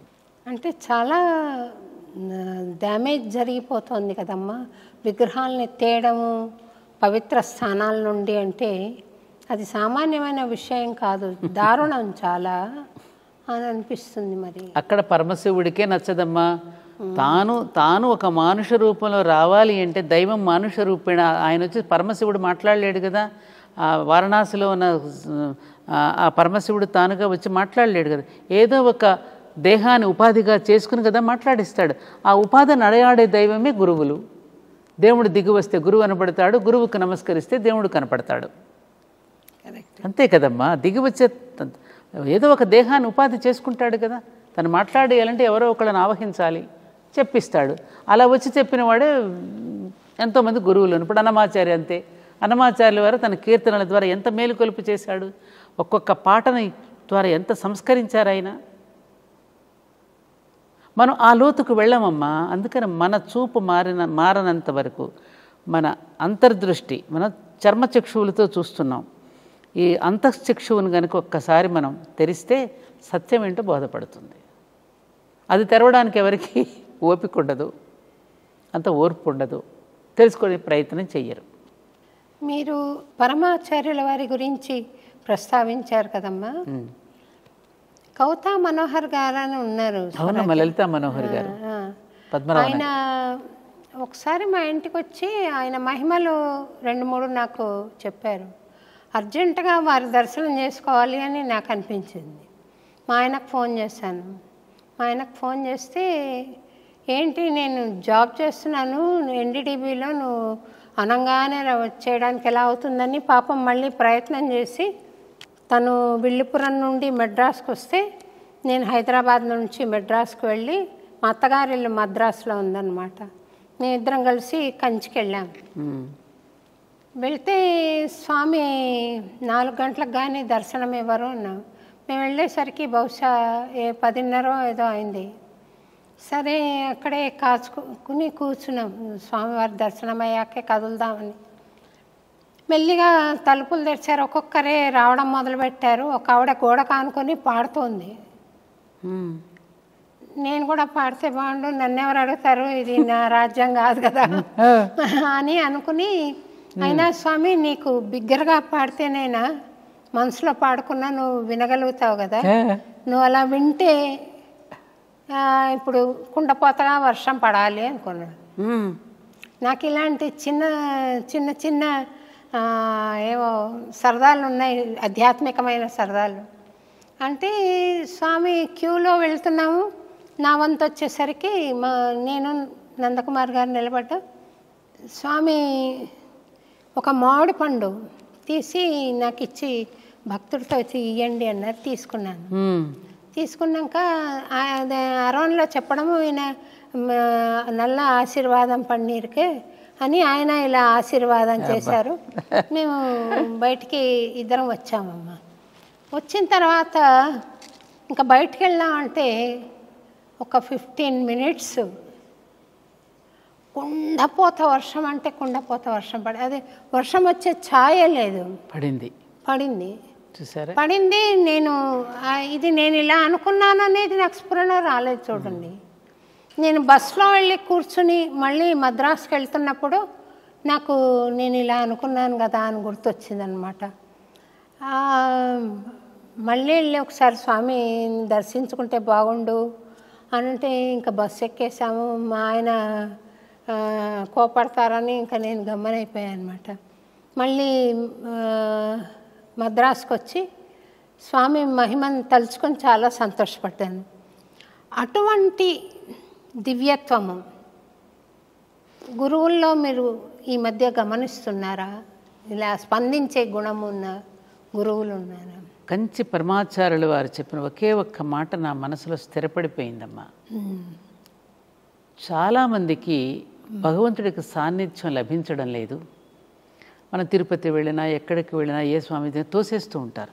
ఒక గొప్ప మహానుభావుడు ఊరిలోకి వచ్చారంటే ఒక స్వామీజీని దర్శనం చేసుకోవాలంటే అక్కడ ఉన్న వాళ్ళే ముందు తోసేస్తారు, ఎవరిని కలవనివ్వరు. అలా భగవంతుడి యొక్క సాన్నిధ్యం లభించడం లేదు. అదేదో నా దగ్గర లభిస్తుందని నా దగ్గరకు వచ్చి వాళ్ళ కష్ట సుఖాలు చెప్పుకుని పాపం అమాయకంగా తృప్తిగా వెళ్ళిపోతూ ఉంటారు. అయినా వాళ్ళ కోసం కాకపోతే నేను ఎందుకు జీవించాలి అన్నారమ్మా ఆయన. ఎంతమంది ఉన్నారమ్మా అలా? ఇవాళ పల్లెలకు వెళ్ళి పల్లెటూరులో ఉన్న పామరుడిని సామాన్యుడిని స్పృశించి వాడు వెన్నుపూస నిమురుతూ నాయనా నీకున్నాను నువ్వు ఇలా ఉండని చెప్పేటువంటి వాళ్ళు ఎంతమంది గురువులు ఉన్నారు? ఇది నా మనసులో. అందుకే నన్ను ఎవరైనా కలవడానికి వచ్చినా, ఫోన్ చేసినా, ఇమీడియట్గా నేను ఫోన్ ఎత్తడానికి కారణం అది. పరమాచారులు గుర్తొస్తారు నాకు. లేను అని చెప్పడానికి ఇష్టపడను నేను. పాప ఏం కష్టం చెప్పుకోవడానికి వచ్చారో లే వాళ్ళు అని ఆ భావన కలుగుతుంది. అలా ఎంతమంది ఉన్నారమ్మా, ఎంతమందికి లభిస్తుంది? అందుకని వాళ్ళు ఏమంటారు, మిగతా మతాలు రండి మా దగ్గర, చూసారా మీ దగ్గర ఇలాంటివి లభించటం లేదు, మేము ఎత్తుకుంటాం రండి, మా దగ్గరికి రండి అని వాళ్ళు వచ్చి వాళ్ళకి కావలసిన బహుమానాలు ఇచ్చి వాళ్ళకి భోజనాలు పెట్టించి మన పూజల్లాగానే వాళ్ళు కూడా పూజలు అష్టోత్తరాలు చేయించి ఈ మధ్యన ధ్వజస్తంభాలు కూడా కట్టేస్తూ రకరకాలుగా చేసేస్తున్నారు. అంటే ఎవరు తప్పిది? సామాన్యుడి చేరువుకి ఎందుకు వెళ్ళడం లేదు? ఎవరున్నారు? ఒకప్పుడు రాజులకు గురువులు ఉండేవారు, కుల గురువులు ఉండేవారు, మరి ఏరి అంటే ఈ గురువులు కానీ ఉపాసకులు కానీ అందరూ ఏ ధనవంతుల దగ్గర, ఏ రాజకీయ నాయకుల దగ్గర, అధికారం ఉన్న వాళ్ళ దగ్గర ఎక్కువ కనపడుతున్నారు కానీ ఆర్తి మనసులో నింపుకున్న వాళ్ళ దగ్గర ఉన్నారా అని మాత అమృతానందమయ్య గారు ఉన్నారు. ఆవిడ ఏ భక్తుడు వచ్చినా గట్టిగా వాళ్ళని హగ్ చేసుకుని వాళ్ళని దృశించి కొంచెం ఆశీర్వాదం ఇచ్చి పంపిస్తారు. అట్లా కొంతమంది ఉన్నారు, వేళ్ల మీద లెక్క పెట్టేవాళ్ళు ఉన్నారమ్మా. అందరినీ నేను అనడం లేదు, కానీ అయితే కొంతమంది తపస్సంపన్నులేమో హిమాలయాల సన్నిధిలో లోక కళ్యాణం కోసం తపస్సు చేసే తపస్సంపన్నులు ఉన్నారు. వాళ్ళ యొక్క తపశ్శక్తి వల్ల కూడా ఇంకా ఈ భూమి మీద ఇంకా మంచి అనేటటువంటిది, కొంచెం మానవత్వం అనేటువంటిది వెలసిల్లుతోంది. అది కూడా మనం గమనించాలి వాళ్ళ తపశ్శక్తి వల్ల.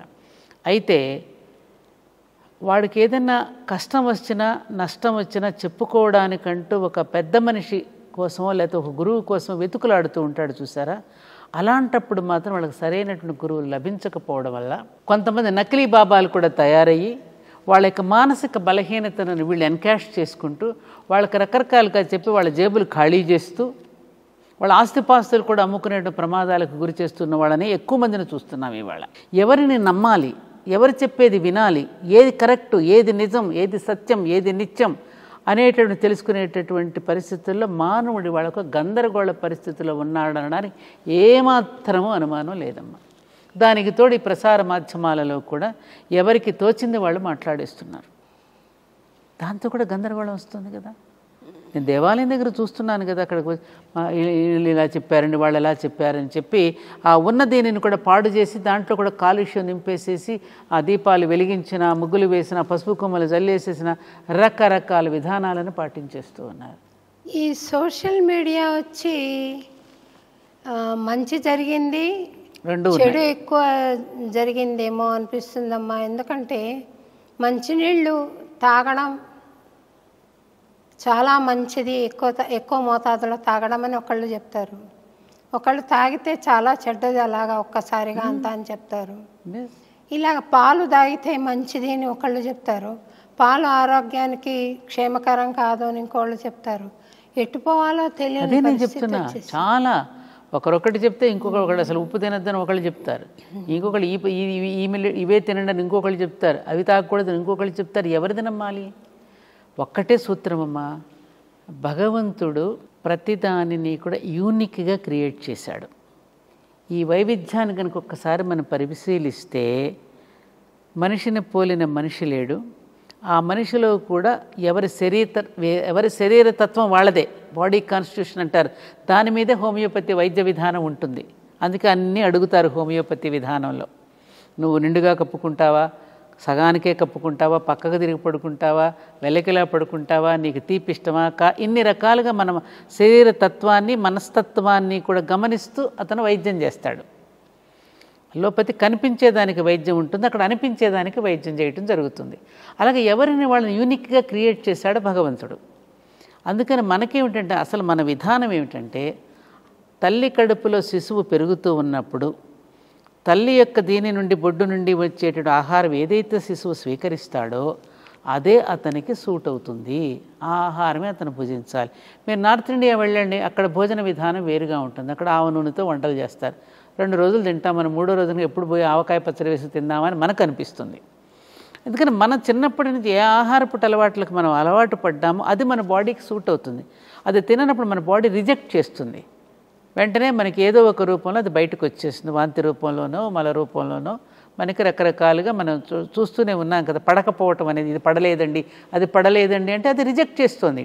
నీ బాడీ మొదటి నుంచి దేనికి అలవాటు పడ్డావో దానికి అలవాటు పడింది, నీ శరీరతత్వం అది. అందుకని శరీరతత్వాన్ని అనుసరించి మనకు వైద్య విధానం ఉన్నది. అది కాకుండా వాళ్ళు ఎవరికి తోచింది వాళ్ళు చెప్తూ ఉంటే, కొన్నాళ్ళ కొబ్బరి నూనె తాగమన్నారు, ఆయిల్ పుల్లింగ్ అన్నారు, రకరకాల విధానాలు వచ్చేస్తున్నాయి.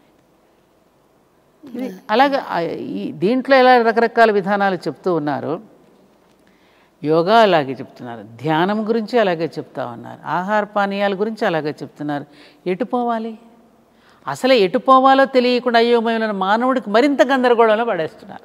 విదేశీ నుంచి వచ్చిన పాలకులేమో ఒక రకమైన గందరగోళ స్థితిలో పెట్టారు, మనలో మనం ఇంకా మరింత గందరగోళ స్థితిలో పడిపోయి ఇంకా అయోమయ స్థితిలో పడిపోతున్నాం. ఇది జరుగుతున్న చరిత్ర. మీరు భారతీయం అని ఒక సంస్థను స్థాపించారు కదా తల్లి, దానికి ప్రేరణ ఏంటి, దాని లక్ష్యాలు ఒకసారి ఎవరైనా తెలుసుకొని వాళ్ళు ఉంటే వాళ్ళకు కూడా తెలుస్తుంది అని. అంటే నేను సంస్థను అది ఏర్పడింది అలా. ఎలా అంటే నేను మొట్టమొదటి 1987లో సౌశీల్య అకాడమీ అని ప్రారంభం చేశా. ఎందుకు మా అత్తగారి పేరు సుశీలాబాయి, మా ఇంటికి సౌశీల్య అని పెట్టుకున్నాను, తలుపు మీద సౌశీల్య అని ఉంటుంది. దానికి ప్రేరణ మా హస్బెండే. నీతిగా నిజాయితీగా ఒక ఆఫీసర్ ఎలా ఉండాలి అనే దానికి, అబద్ధం ఆడకుండా ఎలా జీవించాలనడానికి ఆయన ఒక నమూనా.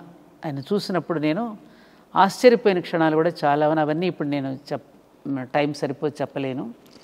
ఆయన ప్రేరణగా తీసుకున్నటువంటి సందర్భంలో ఈ సమాజంలో జరుగుతూ ఉన్నట్టు అవినీతి అక్రమాలు ఎవరు చేస్తున్నారు, చదువుకున్న వాళ్ళ నుంచి ఎక్కువ జరుగుతున్నాయి. చదువుకున్నవాడు ఎందుకు నేరాలు చేస్తున్నాడు అని కారణాలు బాగా వెతికితే నాకు అర్థమైంది ఏమిటంటే, ఒకప్పటి ఆనాడు ఉన్నటువంటి వ్యక్తులు ఎవరూ కూడా నీతిగా నిజాయితీగా కమిట్మెంట్తో పనిచేసేవారు, పాపభీతి ఉండేది. కారణం ఏమిటి, అప్పుడు మనకు ఒక మోరల్ సైన్స్ అనేది ఉండేది, నీతి శాస్త్రం అనేది ఉండేది. ప్రతి స్కూల్లో ప్రతి క్లాస్ పిల్లవాడికి మన ఉపనిషత్తు కథలు, అలాగే మిత్రలాభం లాంటి కథలు, రామాయణ భారతం లాంటి చిన్న చిన్న అంశాల మీద కథలుగా చెప్పడం జరిగేది. ఈ మోరల్ సైన్స్ని తీసేయడం వలన కూడా కొంత ప్రమాదం జరిగి ఉండవచ్చు అని చెప్పి అప్పుడు నేను దానికి సంబంధించినటువంటి కొన్ని సేకరించి, మోరల్ సైన్స్కి సంబంధించిన పుస్తకాలు సేకరించి నేను స్కూల్స్కి వెళ్ళడం ప్రారంభం చేశాను. నాకు నేనుగానే వెళ్తే నన్ను ఎవరో గుర్తుపట్టరు కదా, అందుకని ఏమండి మీ స్కూల్కి వస్తాను, మీ స్కూల్లో బెస్ట్ టీచరు బెస్ట్ స్టూడెంట్ ఎవరైనా ఉంటే మా అకాడమీ తరపున నేను అవార్డు ఇస్తానని చెప్పి వాళ్ళ దగ్గరికి చొచ్చుకుపోవాలి అంటే ఏదో ఒకటి చేయాలిగా.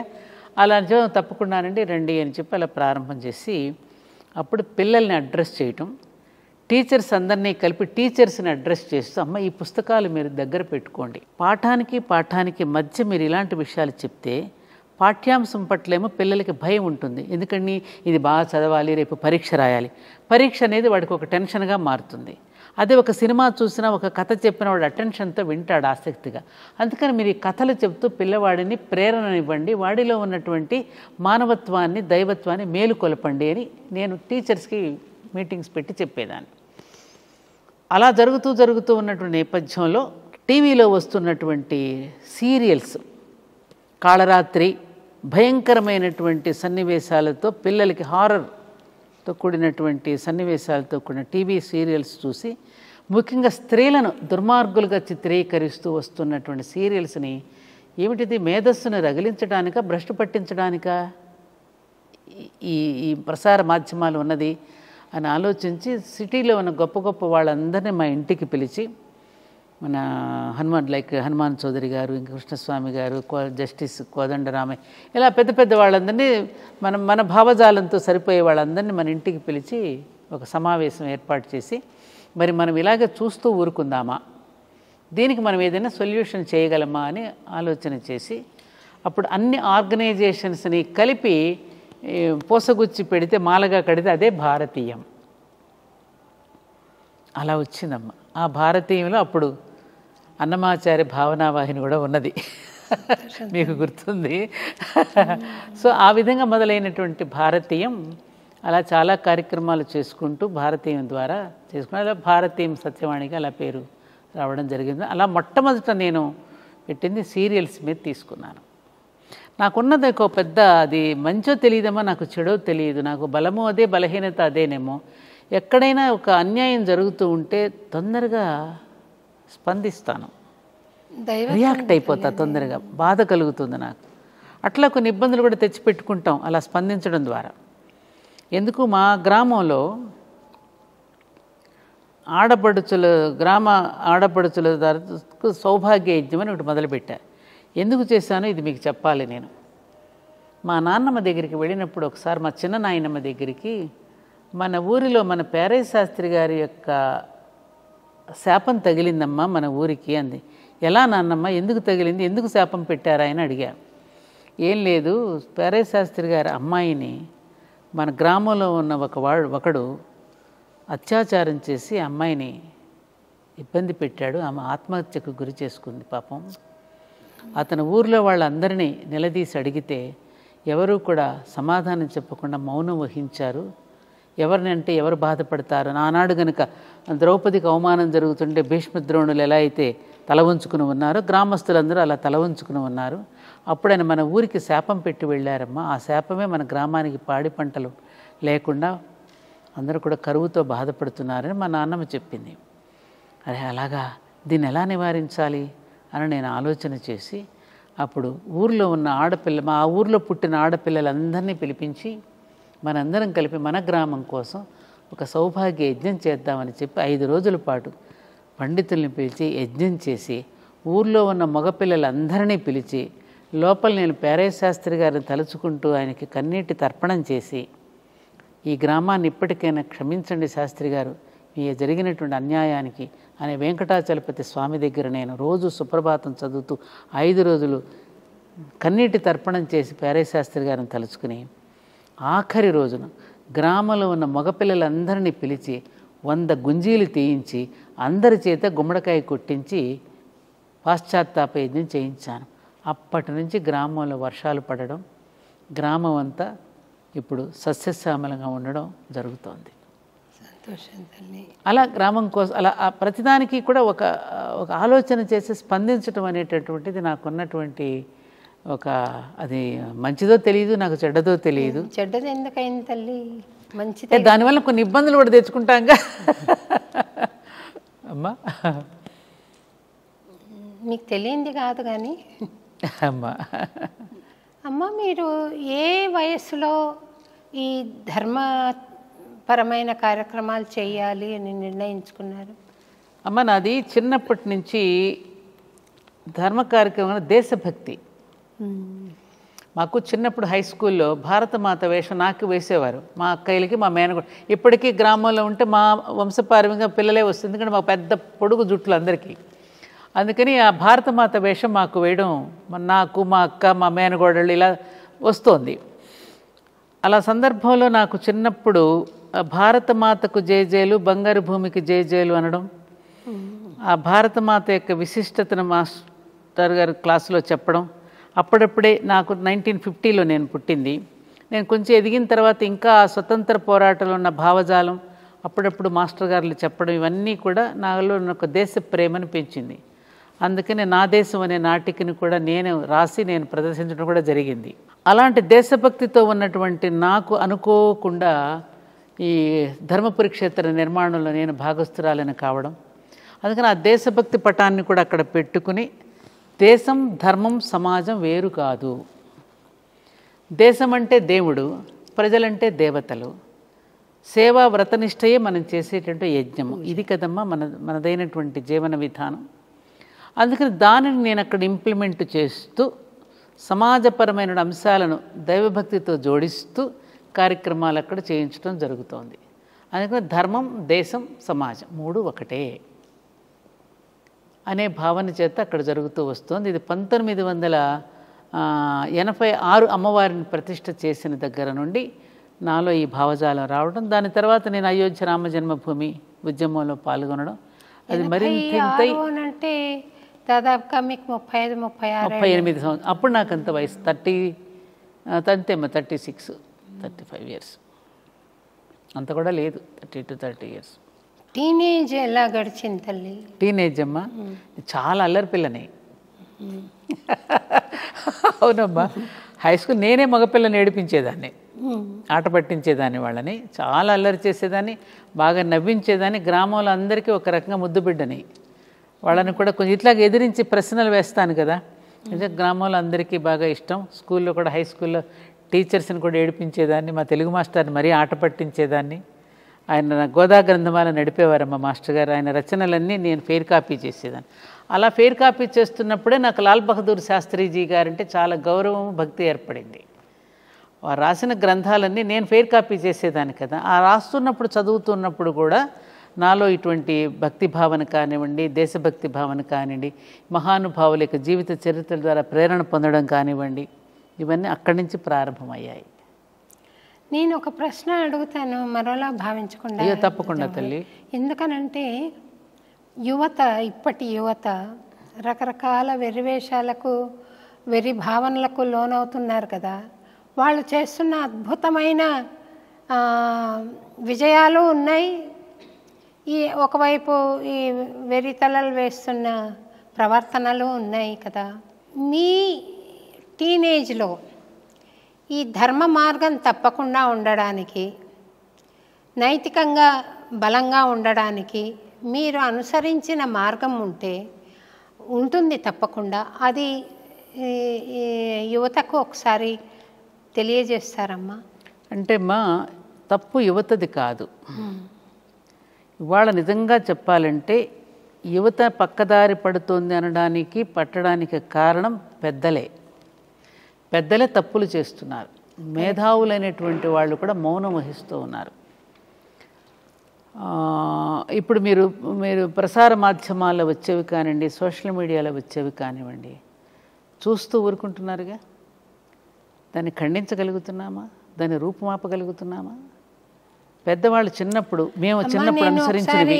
సినిమా అవార్డ్స్ ఫంక్షన్కి వెళ్ళి ఒక వేశ్య పాపం తన జీవితం కోసం అని చెప్పి 4 గోడల మధ్య చేసే దుర్మార్గపు పని సెల్యులాయిడ్ స్క్రీన్ మీద బాహాటంగా చేసి అవార్డులు తీసుకోవటము, రివార్డులు తీసుకోవడం, వాళ్ళు సుఖంగా బ్రతకటము జరుగుతోంది. ఇది కరెక్టా అని తెలియక అడిగాను. అది మనసులో పెట్టుకుని నన్ను పిలవడం మానేశారండి. అంతే మరి. సత్యం మాట్లాడినప్పుడు, అప్పుడు నన్నైనా అంతే కదమ్మా. మనం ఉన్నది సత్యం మాట్లాడతాము. సత్యం మాట్లాడితే మనల్ని రానివ్వరు కదా. మనం దీన్ని వ్యతిరేకంగా మాట్లాడితే, ఇప్పుడు నేను హిందూ ధర్మం గురించి నేను ఏదైనా మంచి చెప్పి, ఇంకేం సత్యవాణి గారు హిందూ ధర్మ వ్యతిరేకి అని రేపు పెట్టేస్తున్నారు కూడా. ఇప్పుడు ఎవరికి వాళ్ళకి ఇజాలను గురించి మాట్లాడుతున్నారమ్మా. నిజం కావాలి. మనది అసలు ఇజం కాదు, హిందూ ఇజం కాదు, మనది ధర్మం. ఇజాలు ఎక్కడన్నా మీరు చూడండి, రామాయణ భారత భాగవతాల్లో కృష్ణుడు నేను హిందువునని చెప్పాడా, రాముడు నేను హిందువునని చెప్పాడా? కృష్ణ కల్టు, రామ కల్టు, వశిష్ఠ కల్టు, విశ్వామిత్ర కల్టు, ఇన్ని కల్ట్స్ ఉన్నాయా మనకి? ఒకే ధర్మం ఉన్నదా కదమ్మా. కాబట్టి ఆ ధర్మాన్ని కనుక ఇజం కాకుండా మనం నిజం మాట్లాడుకుందాం రండి అని అంటే వాళ్ళకి అక్కర్లేదు. ఎందుకంటే ఆ ఇజాల మీద బ్రతికేస్తున్నారు వీళ్ళు, ఆ ఇజాల మీద బ్రతికేస్తున్నారు. ఇప్పుడు నేనున్నానమ్మా, నేను కూడా ఇప్పుడు ఒక కాయ పిండిగా ఉన్నప్పుడు ఒక రకమైన రుచి ఇస్తుంది. మామిడి పిందే తీసుకుందాం. పిండిగా ఉన్నప్పుడు ఒక రుచి ఉంటుంది, అది కొంచెం ఎదిగిన తర్వాత ఒక పులుపు, తర్వాత వగరు, పండిన తర్వాత ఏమవుతుంది? మరింతగా రుచి. మానవుడు కూడా పరిణామకృతంలో ఎదుగుతూ ఉన్న కొద్దీ ఆ జ్ఞానాన్ని ఒకప్పుడు నాకు ధర్మావేశం ఉండేది, ఒకప్పుడు నేను మాట్లాడి ఉండొచ్చు. కానీ రాను రాను కనుక మన ప్రకృతి ధర్మాలను మనం అర్థం చేసుకున్న కొద్దీ మనలో వివేకం కలుగుతుంది, మనలో విజ్ఞానం వికసిస్తుంది. జ్ఞానం వికసించిన కొద్దీ ఇవన్నీ కూడా చిన్న అంశాలుగా కనపడతాయి మనకి. ఇప్పుడు నేల మీద ఉన్నప్పుడు ఈ పెద్ద పెద్ద భవనాలుగా కనపడేవి ఫ్లైట్లో పైకి వెళుతున్నప్పటికీ చిన్న చిన్నగా కనిపిస్తాయి, అవునా కదా. అలాగే మనం ఎదుగుతూ ఉన్న కొద్దీ కూడా ఈ అంశాలన్నీ కూడా చాలా సిల్లీగా కనిపిస్తాయి, అవునా కదా.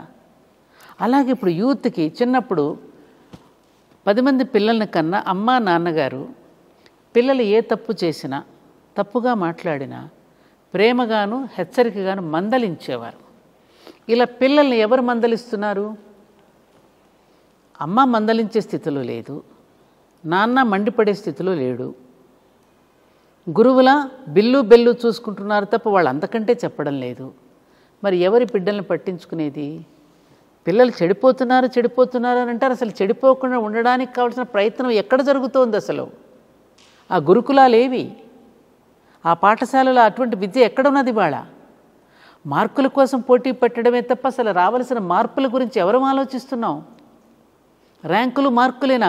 మన విద్య అంతా విదేశీయులు అనుసరిస్తున్నారు, వాళ్ళ విద్యను మనం అనుసరిస్తున్నాం. చివరికి ఏం జరుగుతోంది? ఇది పెద్ద పెద్ద విద్యావంతులు కూడా చివరికి సంకుచితత్వంతో ఆలోచిస్తున్నారే. మరి ఏది విద్య, ఏది అవిద్య?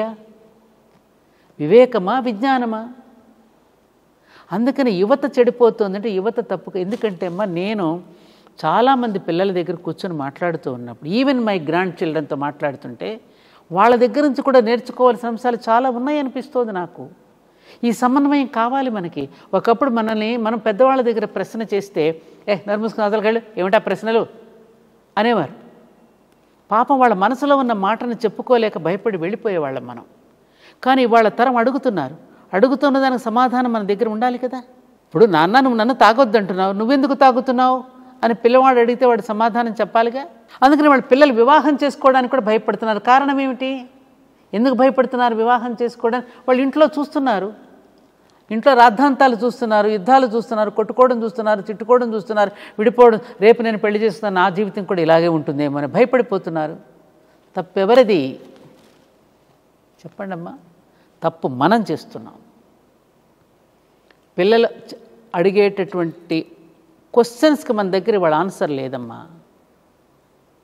అందుకని వాళ్ళు మీరన్నట్టుగా కొంతమంది వాళ్ళ పూర్వజన్మ సుకృతం వల్ల కానివ్వండి, వాళ్ళు పెరిగిన వాతావరణం వల్ల కానివ్వండి, సత్యాన్ని గమనించుకోవడం వల్ల కానివ్వండి, కొంతమంది గొప్ప గొప్ప ఆవిష్కరణలు చేస్తున్నారు, బాగా పైకేస్తున్నారు, మంచి కీర్తి ప్రతిష్టలు చిన్న వయసులోనే తెచ్చుకుంటున్నారు.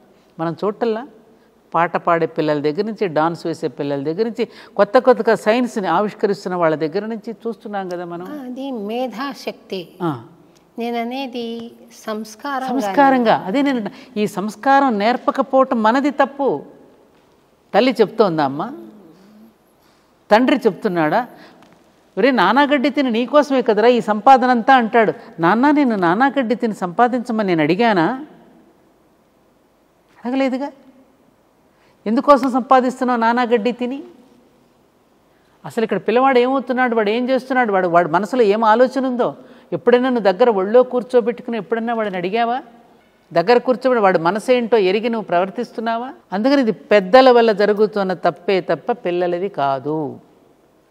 ఇప్పుడు ఇక్కడ ఓపెన్ చేసి ఉన్నాయి. ఇప్పుడు చూస్తూ ఉంటే నేను మన రోడ్లో వెళుతూ ఉంటే రాత్రిపూట శిల్పారామం నుంచి ఎన్నో చూడకూడని దృశ్యాలు చూస్తూ ఉంటాను కళ్ళు మూసుకుని. ఎందుకంటే రాత్రిపూట నేను అక్కడ ఫంక్షన్లన్నీ పూర్తి చేసుకుని ఇంటికి వెళ్ళేసరికి లేట్ అవుతుందమ్మా. అటు వెళుతూ ఉంటే ఎంత బాధ కలుగుతుందో నాకు. ఆడపిల్లల చేతిలో సీసా, బాటిల్, సిగరెట్టు, ఆ దుస్తులు రకరకాలైనటువంటి. ఎవరైనా మందలిస్తే నువ్వెవరు చెప్పడానికి? నీకేం సంబంధం? మేము ఎలా ఉంటే నీకెందుకు? ఎందుకు పెట్టారు మనకి? రే మనకి దీనిలో కూడా ఒక శాస్త్రం ఉన్నది.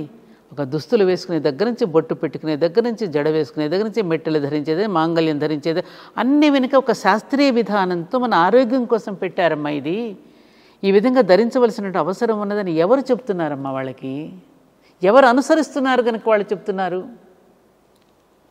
పిల్లలకి పెళ్లి చేసే తల్లులే మాంగళ్యాలు ధరించడంలా, వాళ్ళే బొట్లు పెట్టుకోవడంలా, మరి వాళ్ళు ఎందుకు వింటారు? అమ్మాయి ఎవరు, కూతురు ఎవరో, తల్లి ఎవరో కూడా గుర్తించలేనటువంటి పరిస్థితుల్లో ఉంటున్నాం ఇవాళ. తేడానే తెలియడం లేదు మనకి. కాబట్టి ఇవన్నీ మనం తెచ్చిపెట్టుకున్నటువంటి సమస్యలే తప్ప ఎవరి వల్ల వచ్చిన సమస్య కాదు. పిల్లలు ఎప్పుడు మంచివాళ్లే, వాళ్ళని చెడగొడుతున్నది పెద్దవాళ్ళమే. సంస్కారం నేర్పడంలా. చిన్నప్పుడు ఎవరైనా పెద్దలు వస్తే మా నాన్నగారి వీళ్ళు మందు పిలిచేవారు. ఇది మా అమ్మాయి పద్యాలు బాగా చెప్తామా, ఒక పద్యం చెప్పు అని చెప్పించేవారు. ఆ స్టేజ్ ఫియర్నెస్ పోవడానికి చిన్నప్పుడే మనకు అలా నేర్పించేవారు వాళ్ళు. ఏదైనా కోప్పడి చక్కగా మందలించాను. మా జీవితాల్లో మేము చూసాం. ఒకసారి నేనే మా అమ్మకి ఎదురు సమాధానం చెప్పా. మా నాన్నగారు చావిట్లో కూర్చొని విన్నారు, పిలిచారు. అమ్మ భూమి కంటే భారమైంది ఏది అని అడిగారు. తల్లి నాన్న అన్నాను. మరి అది తెలిసేనా అమ్మకి ఎదురు చెప్తున్నావు అని నాన్న అలా మందలించారు. వాళ్ళు ఎవరు మందలిస్తున్నారు, ఎవరు చెప్తున్నారు అవి? అసలు వీళ్ళకి తెలిస్తే కదా చెప్పడానికి.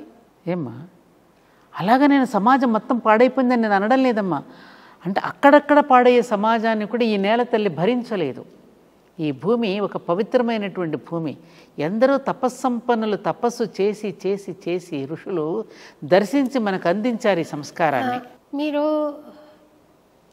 పాడైపోతోంది యువత అన్న మాటకి అర్థం కేవలం ఒక అంశానికి సంబంధించి కాదు తల్లి నేను అంటున్నది. ఇప్పుడు వాళ్ళు వేరే మనిషిని నొప్పించడం కానీ, వేరే మనిషికి అన్యాయం చేయడం కానీ, తల్లిదండ్రుల్ని లెక్క పెట్టకుండా వాళ్ళ స్వసుఖం కోసం అని చెప్పి వాళ్ళు తీసుకునే పద్ధతులు కానీ ఏదైనా కావచ్చు. ఒక శారీరకంగా దౌర్బల్య పరిస్థితిలో పరపురుషునికి పెళ్ళి కాకుండా లొంగిపోతే అదొక్కటే దుర్మార్గము అనేది నేను అనుకోవడం లేదు. మానసికంగా ఎంత అవినీతికి లోనవుతున్నారో, పర వ్యక్తిని మనం నొప్పించి మనం బాగుపడుతున్నామంటే అది పరమ పాపం కదండి, చాలా పాపం. అది సామాన్యంగా ఉంది ఇప్పుడు యువతలో. సామాన్యం అంతే కదా అంటారు వాళ్ళు. దాన్ని మనం ఎత్తి చూపామనుకో అది వాళ్ళకు పొరపాటుగా కూడా అనిపించదు. ఇప్పుడు సోషల్ మీడియాలో ఒక మనిషిని ఎంత దుయ్యబట్టాలో, ఎంత ఎంత అశ్లీలంగా మాట్లాడచ్చో, ఎంత ఘాటుగా మనసు నొప్పించేలాగా మాట్లాడవచ్చో మాట్లాడుతున్నారు. చాలా మనం మళ్ళీ చెప్పుకోవడానికి వీల్లేని పరిస్థితుల్లో మాట్లాడుతున్నారు. అవన్నీ కూడా పాపాలే, అవన్నీ కూడా అపవిత్ర కార్యక్రమాల కిందనే నేను అనుకుంటున్నాను తల్లి. మరి అవన్నీ కూడా చాలా చిన్న విషయాలు. నేను ఒక సభలో చెప్పాను, ఈ సోషల్ మీడియాలో ఇలా ట్రోల్ చేయడం అనేది చాలా తప్పుగా ఉంది, దీనికి ఏదైనా ఒక చర్య గవర్నమెంట్ తీసుకుంటే బాగుంటుంది అని విన్నారా? ఆ రోజు క్లాప్స్ కొట్టారంతే. గవర్నమెంట్ ఎందుకు తీసుకుంటుందమ్మా? ఆ సంస్థలు కూడా సోషల్ మీడియాని ఆశ్రయించి ఎవరి ఛానల్స్ వాళ్ళు పెట్టుకుని ఎవరి బాకాలు వాళ్ళు ఊదుకుంటున్నారుగా. ఎవరిని ప్రపోజ్ చేయాలో ఇచ్చేసి చేసుకుంటున్నారు కదా. ఎవరిని సపోర్ట్ చేసేటటువంటి ఛానల్స్ని వాళ్ళు కూడా ఇట్లా చేస్తున్నప్పుడు వాళ్ళు కూడా దానిని ఎందుకు నియంత్రిస్తారు? వాళ్ళు దానికి అలవాటు పడిపోయారు కదా. అందుకని ఒక్కటే నాకు కనిపిస్తోంది శోభారాజు గారిది, నేచర్ విల్ టేక్ కేర్ అమ్మా. ఇప్పటికే ఆల్రెడీ కొంచెం ప్రారంభమైంది. నేచర్ తన పని తాను చేసుకుంటూ పోతుంది. ఇంకా కొన్ని సన్నివేశాలు జరిగినప్పుడు మనుషులకి ఇంకా బుద్ధి వస్తుంది. నేచర్ నేచర్ నేచర్ ఇప్పుడు ఎందుకంటే ప్రకృతికి ఒక చట్టం ఉంది కదమ్మా. నేచర్కి ఒక ఇవన్నీ మానవులం కల్పించుకున్న చట్టాలు ఇవన్నీ, కానీ ప్రకృతికి ఉన్నది ఒక అద్భుతమైన చట్టం ఉంది. దాన్ని ఎవరు కూడా అధిగమించలేరు. కొంతకాలం వేస్ట్ చేస్తుంది. అది అధిగమిస్తే ఏం చేస్తుంది? చివరికి నాకు లాచి కొడుతుంది. ఎన్నో చూస్తున్నాం ఇవాళ సన్నివేశాలు మనం. అలా వచ్చినప్పుడు మనిషి మళ్ళీ దారిన పడతాడు. అమ్మ, నేను ఒక మాట వింటున్నాను, కల్కి అవతారం పుట్టాడని, 34లో ఆ అవతారం విశదం అవుతుందని వింటున్నాను. నిజమేనా మాట? ఇంకా టైం ఉందమ్మా. అంటే కల్కి అవతారం అనేటటువంటిది మనకి మామూలుగా చెప్పేటటువంటి శంబల కళాప అనేటువంటి గ్రామాల హిమాలయాస్ నుంచి కల్కి మళ్ళీ ఎప్పుడు మానవుడు అధర్మాన్ని బాగా పెచ్చరిల్లిపోయినప్పుడు, ధర్మానికి గ్లాని వచ్చినప్పుడు, ఈ ఆచార కర్మకాండలకే పరిమితమైపోయి న్యాయాన్ని ధర్మాన్ని నెట్టేసినప్పుడు తానుగా దిగివచ్చి మళ్ళీ మనల్ని నిలబెడతాడు అనేటటువంటిది మనకి భాగవతంలో కూడా మనకు చెప్పడం జరిగింది ఆఖరిలో. అంటే దానిలో కనుక మనకు అర్థమైన విషయం ఏంటంటే, మనం బాగా లోతుగా మనం ఆలోచిస్తే అసలు ఇప్పుడున్నటువంటి మనలాంటి వాళ్ళకి అద్భుతమైనటువంటి అవకాశం ఈ యుగమే. తరించగోరినటువంటి వాళ్ళకి మీరున్నారు, మీరు తరిస్తున్నారు. ఆ కీర్తనల ద్వారా భగవంతుడిని మీరు ధ్యానిస్తూ ఆ భావ కాలుష్యాన్ని నిర్మూలించడానికి మీరు ఒక ప్రయత్నం చేస్తున్నారు కదా.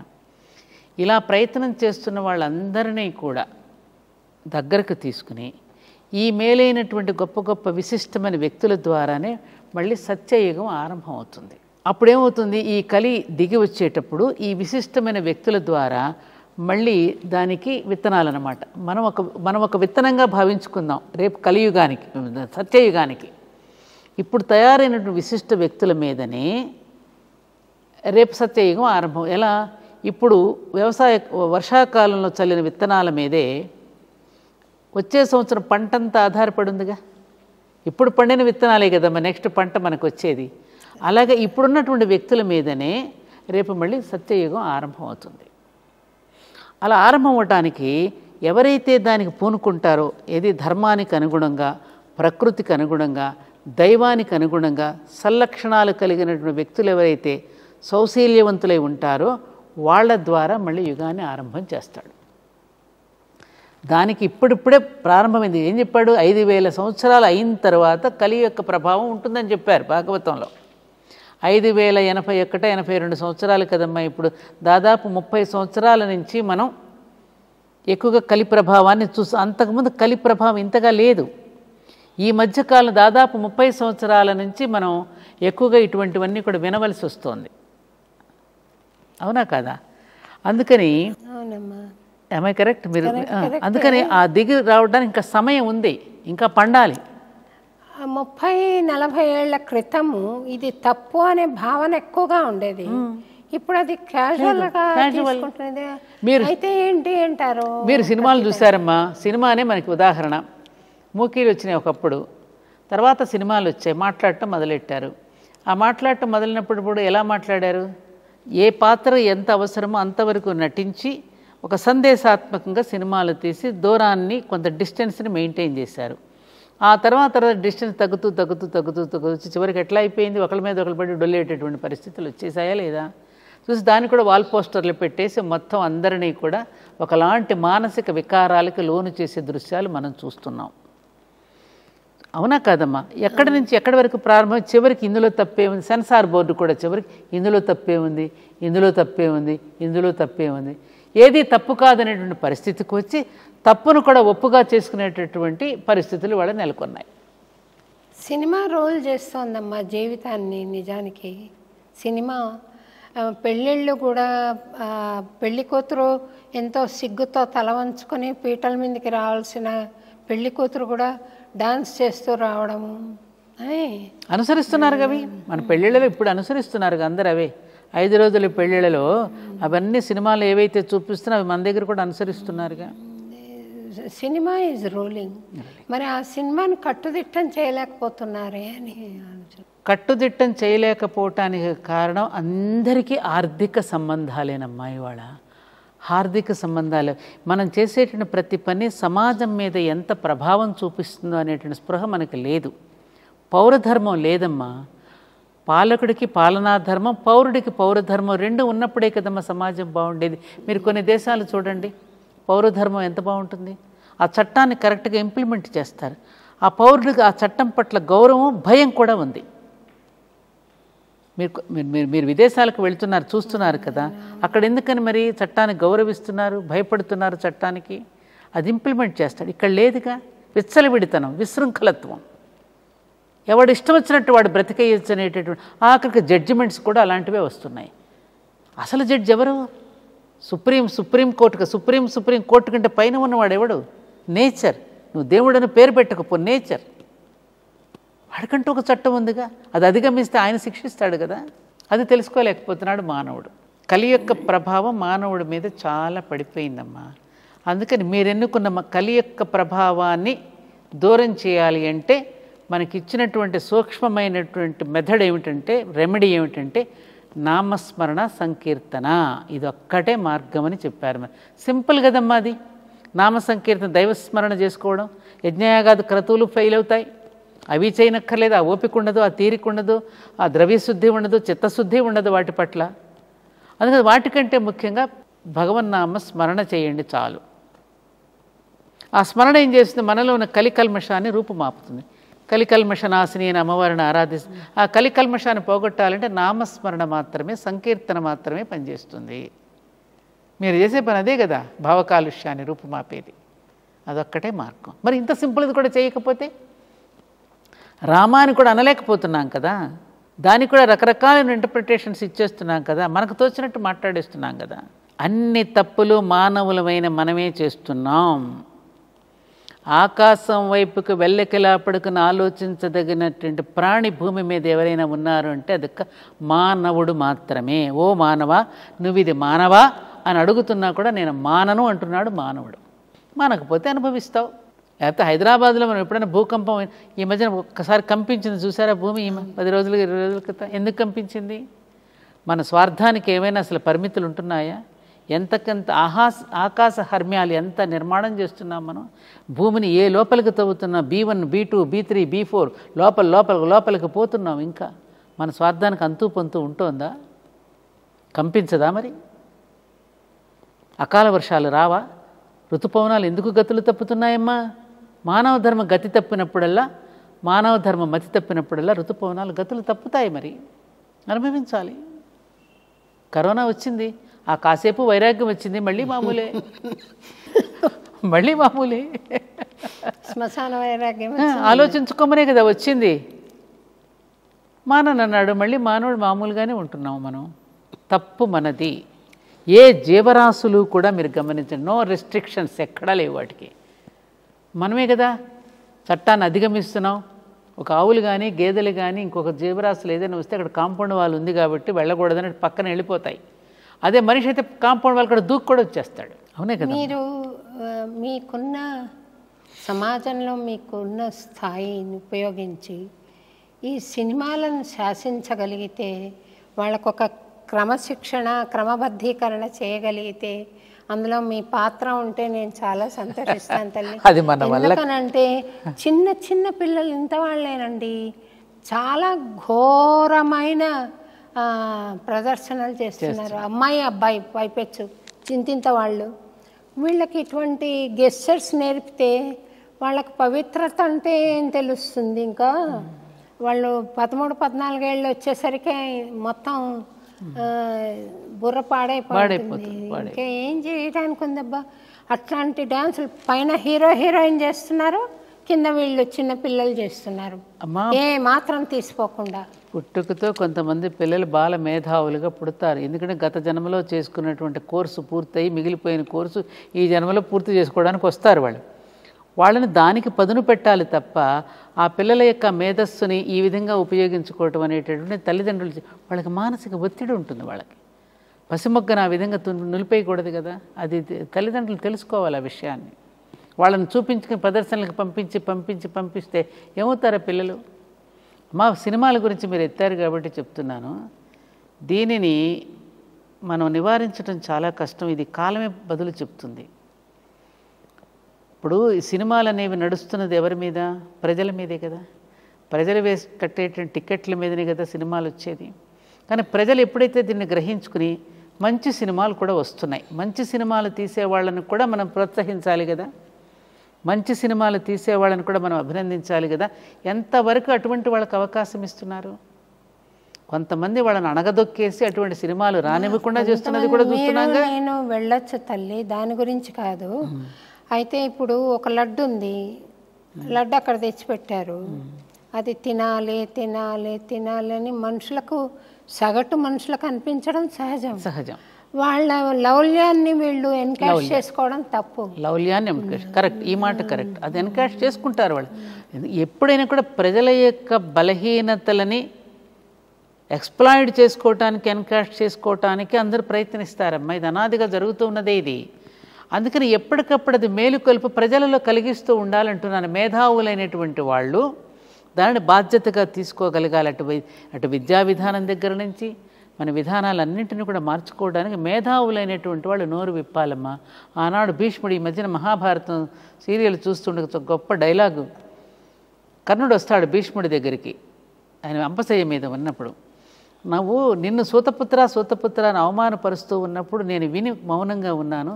వేదకాలం నాడు ఎప్పుడు ఇట్లాంటి పరిస్థితులు లేవు. తర్వాత వచ్చినటువంటి తన మాలాంటి మేధావులు ఖండించకపోవడం వల్ల వచ్చినటువంటి ప్రమాదం ఇది అని చెప్పాడు భీష్ముడు. మరి ఎందుకు ఖండించలేదంటారు ఆయన? ఖండించలేదు అదే కదా, దుర్యోధనుడు ఉప్పు తిన్నాను కదా, దుర్యోధనుడు మాటి హస్తినాపురం కొట్టుమిట్టాడు కదా ఆయన, దానికి మరి మాట్లాడలేదు కదా. ఆ మాట్లాడకపోవడంలో ఎంత ప్రమాదం జరిగింది. అందుకనే మీకు ఒక సన్నివేశం చెప్తాను. దీనిలో మనం అందరం తెలుసుకోవాల్సిన విషయం ఇది. ఉప్పు తిన్నాననే మాట గుర్తొచ్చింది కాబట్టి చెప్పనా? చెప్పండి.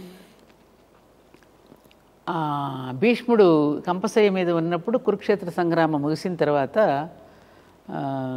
ద్రౌపది పాండవులను వెంట పెట్టుకుని శ్రీకృష్ణుడు భీష్మాచార్యుడి దగ్గరికి వెళ్ళి, పాండవులు విజయం సాధించారు, రేపు పరిపాలనకు కావలసినటువంటి ధర్మ సూక్ష్మాలను వీళ్ళకి బోధించండి, పితామహ అని కృష్ణుడు అడుగుతాడు భీష్ముడిని.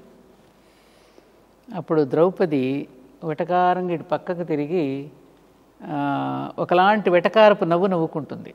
ఏమిటి ఆ నవ్వుని అర్థం చేసుకున్నాడు భీష్ముడు. ఏమిటి ఈమె యొక్క నవ్వు యొక్క అర్థం? ఆనాడు నన్ను అవమానపరుస్తూ ఉంటే మిన్నకుండా ఉండిపోయిన ఈ భీష్ముడా మళ్ళీ ధర్మ సూక్ష్మాలను బోధించేది మాకు అన్నట్టుగా ఆవిడ నవ్వు అనమాట. అది గమనించిన భీష్మాచార్యుడు అంటాడు, అమ్మా నీ నవ్వు నాకు అర్థమైంది తల్లి. ఆనాడు దుర్యోధనుడికి ఉప్పుతున్నటువంటి దేహం ఇది, ఆ ఉప్పుతో తయారైన రక్తం నాలో ఉన్నది, అందుకని ఆనాడు అలా వ్యవహరించి ఉంటాను. ఈనాడు అర్జునుడు సంధించిన బాణాలతో ఆ రక్తమంతా కూడా వెలికిపోయింది కాబట్టి ఇప్పుడు ఆ పాడు రక్తం అంతా పోయింది కాబట్టి నా శరీరం పునీతమైపోయిందమ్మా, అందుకని ఇప్పుడు ఆ అర్హతను నేను సంపాదించుకున్నాను అని చెప్తాడు భీష్ముడు. ఇప్పుడు ఉప్పు తినడం అంటే మాట అంటే గుర్తుకొచ్చింది నాకు. నిజమే కదా మరి అది. ఇప్పుడు మనం ఏది ఏ విధమైన ఆహారం పెడితే ఏ విధమైన మాటలు చెప్తే పిల్లవాడు తయారవుతాడు. దుర్యోధనుడు ఎలా పెంచాడు, అటు పాండురాజు కుంతీదేవి బిడ్డల్ని ఎలా పెంచింది, ఇవన్నీ కూడా మనం తెలుసుకోవడానికి కసమా వాళ్ళు పాత్రలుగా దిగివచ్చి మనకు బోధించి వెళ్ళారు. అవునా కాదా?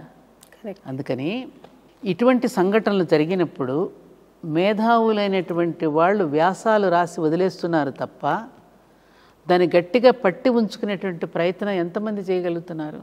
పోరాడే స్థితి. సామాన్యుడు వచ్చి రోడ్డు మీద వచ్చి పోరాడుతున్నాడు తప్ప ఏదైనా విషయం వచ్చినప్పుడు ఎంతమంది మేధావులు రోడ్డు మీదకి వచ్చి అల్లరి చేస్తున్నారు, ఎంతమంది మేధావులు వచ్చి ఉద్యమిస్తున్నారు. ఎందుకంటే ఎవరికి వాడి పదవి పోతుందేమో,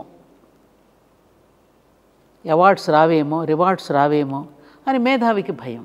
నిర్భయంగా మాట్లాడితే మాట్లాడిన వాళ్ళని రకరకాలుగా దూషిస్తారు. నన్ను దూషించలా, నా మీద రకరకాలుగా దాడులు చేయాలా మాట్లాడితే ఏమ్మా? అలాంటి పరిస్థితులు కొట్టుమిట్టాడుతున్నామమ్మా ఇవాళ. అందుకని నేను చెప్తున్నాను, ఇది ఎప్పటికైనా నేచరే సమాధానం చెప్పాలి. కాలమే పరిష్కరిస్తుంది, కాలమే దీనికి సమాధానం చెప్తుంది. ఆ కాలం సమాధానం కోసం మనం వేచి ఉండాలంతే. ఫైనల్గా అంతే నా ఉద్దేశం. మనం అంటాం కదమ్మా, time is the healing bomb అని. పురాణ పురుషులే చెప్పారు కదమ్మా, కాలానికి ఎవరూ కూడా అతీతులం కాదు, మేము కూడా కాలానికి వశమై ఉన్న వాళ్ళమే. శ్రీకృష్ణుడి దగ్గర నుంచి, రాముడి దగ్గర నుంచి, ధర్మరాజు దగ్గర నుంచి అందరూ కూడా కాలానికే వశమై ఉన్నారు. అలాగని నిస్పృహ చెందాల్సిన అవసరం లేదు సుమా. మన ప్రయత్నం మనం చేస్తూనే ఉండాలి. మన ప్రయత్నానికి తోడు భగవంతుడు ఆ మహాప్రాణం నుండి ఆ ప్రాణశక్తి చేస్తున్న వాళ్ళకు అందిస్తూనే ఉంటాడు. ఆ ప్రయత్నం చేస్తున్న వాళ్ళ ద్వారానే తన కార్యక్రమాన్ని పూర్తి చేసుకుంటాడు భగవంతుడు. నా అభిప్రాయం. మరి మీరేమంటారు? కరెక్టే తల్లి మీరు చెప్పేది. వేరే సొల్యూషన్ కనపడట్లేదు. అంతే, కాలమేమ్మా. మన ప్రయత్నం మనం చేస్తూ ఉంటాము. భగవంతుడు లోపల ఒక వివేకాన్ని ఇచ్చాడు కాబట్టి మన ప్రయత్నం మనం చేస్తాము.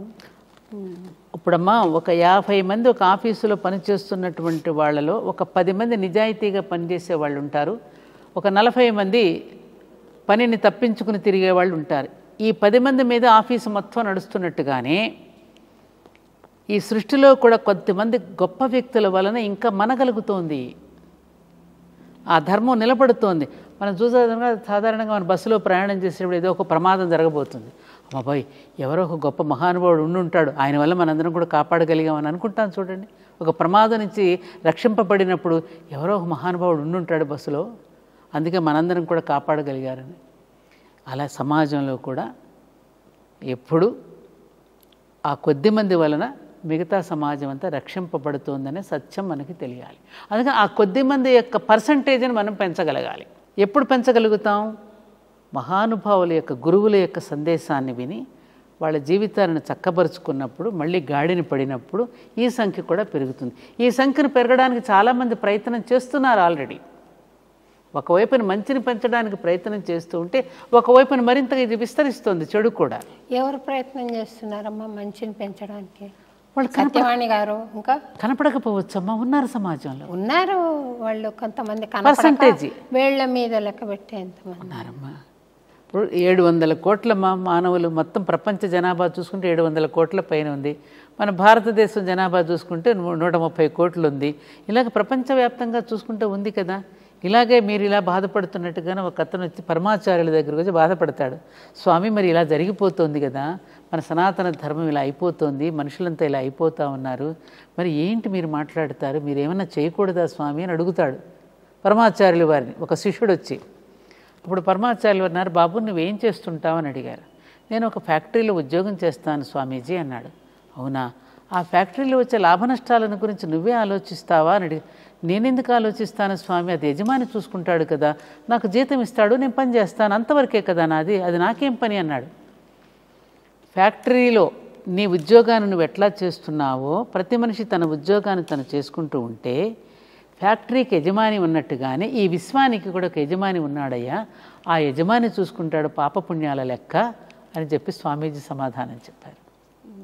ఏమ్మా అంతే కదమ్మా, ఈ విశ్వానికి ఒక యజమాని ఉన్నాడు కదా, ఆయన చూసుకుంటాడు కదా.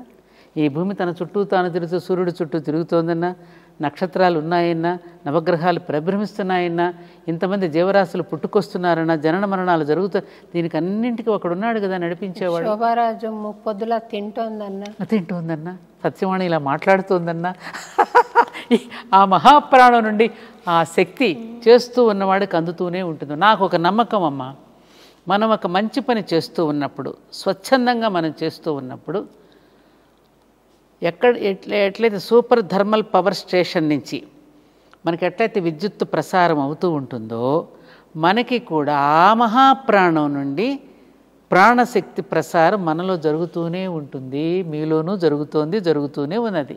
అన్నమాచార్యుల వారి జయంతి వర్ధంతులు వచ్చినట్టు కాలినడకన ఎక్కడో మీకు సంకీర్తనలు పాడుకుంటూ ఉంటే మీకు ఎన్నో అవకాశాలు వచ్చినా, సినిమాల్లో కానీ మరి ఎక్కడెక్కడో ఎన్నో అవకాశాలు కాదనుకుని ఒక లక్ష్యాన్ని మీరు నెరవేర్చుకోవడానికి మీరు అలాగే స్థిరంగా ఉండిపోయారంటే ఎక్కడి నుంచి ఎలా ఉండిపోగలుగుతున్నారు?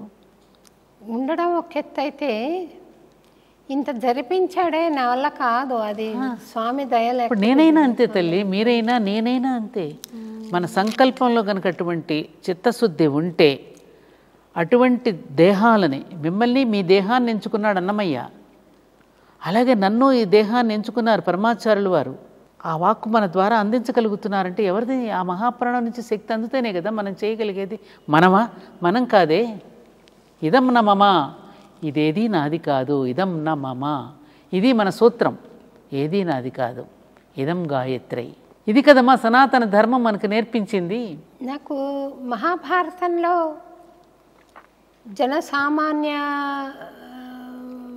ప్రతినిధిగా ఒక ప్రశ్న అడుగుతాను తల్లి. చెప్పండి అమ్మా.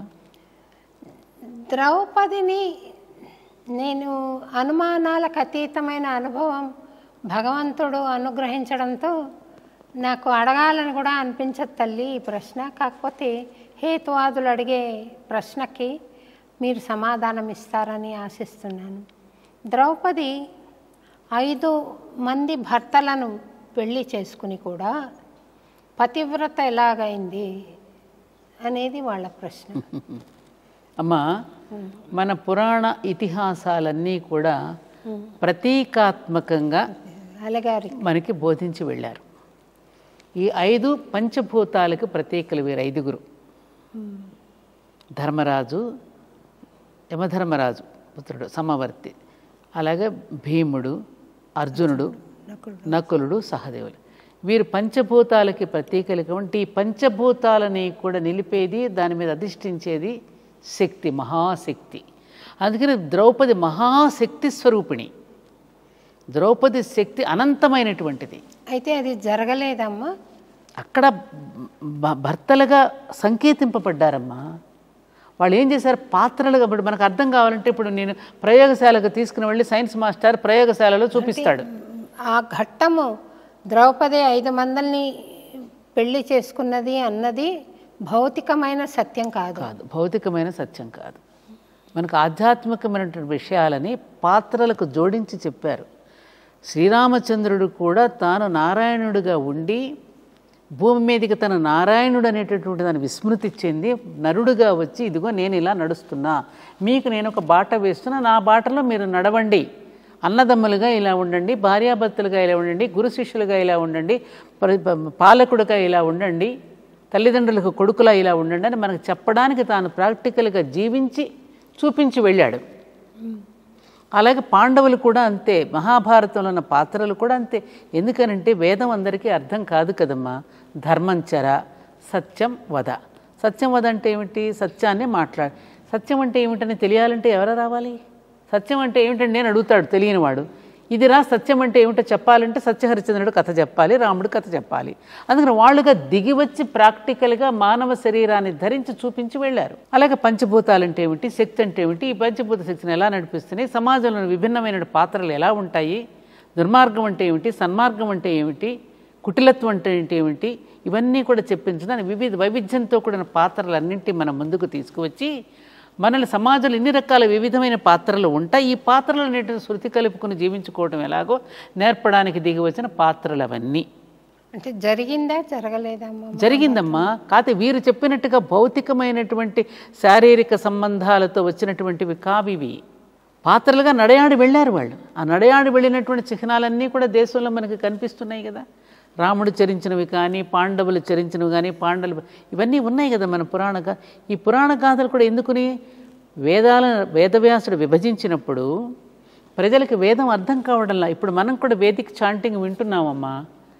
రోజు మనం వేదఘోష వింటున్నాము. వేదాధ్యయనం చేస్తున్న పండితుల మాటలు వింటుంటే చాలా ఆనందంగా ఆ సంస్కృత శబ్దాలు వింటున్నప్పుడల్లా మనం ఆనందంతో పులకించిపోతున్నాం. దాని అర్థం మాత్రం మనకి తెలియదు. ప్రజలు కూడా అర్థం కానట్టు చూస్తున్నారు. వేదవ్యాసుడు విభజించినప్పుడు అది ఆయన నుంచి వచ్చినప్పుడు అప్పుడు ఏమన్నాడు, నారద మహర్షి అని వెళ్ళి ఇలా ఎవరికి ప్రజలకు అర్థం కాదయ్యా, పురాణ పురుషులను సృష్టించి పురాణ పురుషుల యొక్క గాథలను ప్రజల్లోకి తీసుకువెళితే అప్పుడు ఎలా జీవించాలో వాళ్ళకి అర్థమవుతుందని చెబితే అప్పుడు భాగవత మార్గంలో పురాణ పురుషుల యొక్క గాథలను గానం చేస్తూ కథలుగా చెప్పడం వల్ల ఇప్పటికీ అన్నదమ్ములను కలిసి ఉంటున్నామన్నా, భార్యాభర్తలు విడిపోకుండా దాంపత్య ధర్మాన్ని గుడ్డివాడైనా కుంటివాడైనా గూనిదైనా చెడ్డదైనా దుర్మార్గురాలైనా ఇంకా కాపురం చేస్తున్నారు అంటే కారణం ఏమిటి? ఎవరు నేర్పి వెళ్ళారు ఇవి మనకి? ఆ గాథలను కాదా మనం ప్రేరణగా తీసుకున్నది? వైవిధ్యంతో కూడా నీ పాత్రలన్నింటితో కూడా మనం జీవించగలుగుతున్నామంటే ఎవరి వలన? ఎక్కడో అమ్మాయి పుట్టి 2 కుటుంబాలని కూడా సమన్వయం చేసుకుంటూ ఒక తల్లి జీవించగలుగుతుందంటే ఎవరి నుంచి నేర్చుకున్నాం? సీతమ్మని గురించి కాదా నేర్చుకున్నది మనం?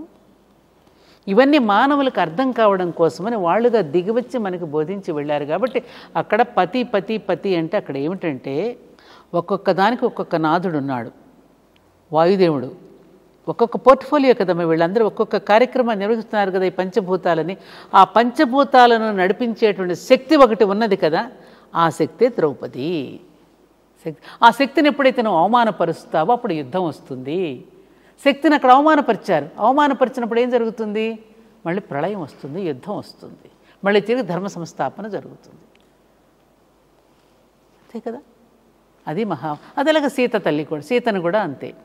ఎత్ర నార్యస్తు పూజ్యంతే రమంతే తత్ర దేవత అంటే ఇది అర్థం చేసుకోలేకపోతున్నారు. ఎక్కడ నారీమణులు పూజింపబడతారో అక్కడ ధర్మం విలసిల్లుతుంది. అందుకని నారీమణులు ఎప్పుడు పూజింపబడాలంటే నారీమణులు కూడా పూజింపబడే స్థితిలో ఉండాలి. నువ్వు పూజింపబడే స్థితిలో ఉండనప్పుడు ఎలా పూజిస్తారు? ఒకప్పుడు నాటకాలు వేసేటప్పుడు కూడా పురుషుడి పాత్రను కూడా స్త్రీలే వేసేవారు. రాను మార్పులు వచ్చేసాయి. అధిగమించి ఇందాక మీరు అన్నట్టుగా శృతి మించి అది రాగానే పడుతోంది. ఇప్పుడు తర్వాత భారతంలో పంచపాండవులు స్వర్గానికి అధిరోహిస్తూ వెళ్తూ ఒక్కొక్కళ్ళుగా పడిపోయారని, ధర్మరాజు దానికి కారణము చాలా పేలవమైన కారణం వచ్చిందమ్మా నా దృష్టిలో. నేను విన్నదాన్ని బట్టి చెప్తున్నాను. అమ్మా మీకు తెలుసో లేదో నాకు తెలియదు కానీ చాలా వరకు మన చరిత్రలని వక్రీకరించి కూడా చెప్పారు. ప్రక్షిప్తాలు చేర్చారు. రామాయణంలో ప్రక్షిప్తాలు చేర్చారు, మహాభారతంలోనూ ప్రక్షిప్తాలు చేర్చారు. ఎవరికి తోచిన రామాయణాలు ఎవరికి తోచిన మహాభారతాలు వాళ్ళు రాసేసుకున్నారు పుస్తకాల్లో. అందుకనే నేను ఎప్పుడు వాటి జోలికి వెళ్ళను. నా ప్రసంగాలు ఎప్పుడైనా ఉదాహరణగా ఏదైనా ఘట్టం చెప్తాను తప్ప అవి మనం చెప్తే ఇంకొకటి అది కాదంటాడు, ఇదంటే ఇంకొకటి అంటాడు. ఇవన్నీ వద్దు. మీరు నేచర్ని చూడండి, ప్రకృతిని చూడండి. ప్రకృతే మీకు పాఠాలు నేర్పిస్తుంది. వైవిధ్యం. పండును పోలిన పండు లేదే, వాసన పోలిన వాసన లేదే, పువ్వును పోలిన పువ్వు లేదే, గోరును పోలిన గోరు లేదే, వెంట్రుకను పోలిన వెంట్రుక లేదే, మనిషిని పోలిన మనిషి లేడు, జీవరాశిని పోలిన జీవరాశి లేదే. ఇది చాలదా అండి? ఒక్కసారి ఒక చెట్టును చూస్తే తెలుస్తుంది, మొత్తం కలిపి అంత చెట్టే. రెమ్మంటున్నావు, కొమ్మంటున్నావు, పండు అంటున్నావు, పిందంటున్నావు, కాయ అంటున్నావు, ఇన్ని రకాలు. ఈ వైవిధ్యానికే కదమ్మా అక్కడ నమః నమః నమః అని అక్కడ అభిషేకం చేస్తున్నావు. రుద్రాధ్యాయంలో చెప్తాడు మనకి. ఈ వైవిధ్యాన్ని ప్రేమించండి చాలు, నేచర్ని ప్రేమించండి. ఆ నేచర్ని ప్రేమించడం కోసమే, ఆ నేచర్లో ఉన్న విభిన్న పాత్రలను చూపించడం కోసం మహాభారతం అనేది వచ్చింది. అందుకే అది పంచమ వేదము అయ్యింది. అటు కుటుంబ జీవితంతో పాటు రాముడు ఎలా పరిపాలించాడో చెప్పాడు. 11,000 సంవత్సరాలు పరిపాలించాడట రాముడు. మరి ఎన్నో ఘట్టాలు ఉన్నాయి, అవేవి మన ముందుకు రాలేదే, ఆ చరిత్ర మన ముందు పెట్టలేదే. ఏమైపోయింది ఆ చరిత్ర? అలా చరిత్రలు ఎవరికి వాళ్ళ బ్రిటిష్ వాళ్ళు పరిపాలించినప్పుడు మన గ్రంథాలను తీసేసి వాళ్ళు కొన్ని దాంట్లో ప్రక్షిప్తాలు చేర్చి మన లైబ్రరీలో పెడితే, మన ఆ లైబ్రరీలో వాళ్ళు పెట్టిన గ్రంథాలే చదువుకుంటూ ఇదిగో ఇలాంటి తర్కమీమాంసలన్నీ మన ముందుకు వస్తున్నాయి, ఇలాంటి సందేహాలన్నీ.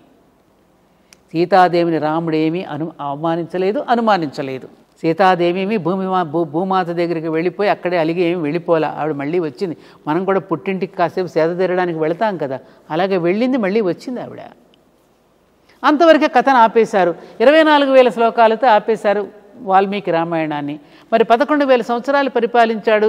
చరితం రఘునాథస్య శతకోటి ప్రవిస్తరమన్నారు. మరి 1,00,000 కోట్ల శ్లోకాలు ఏమైపోయినాయి? ఎక్కడున్నాయి?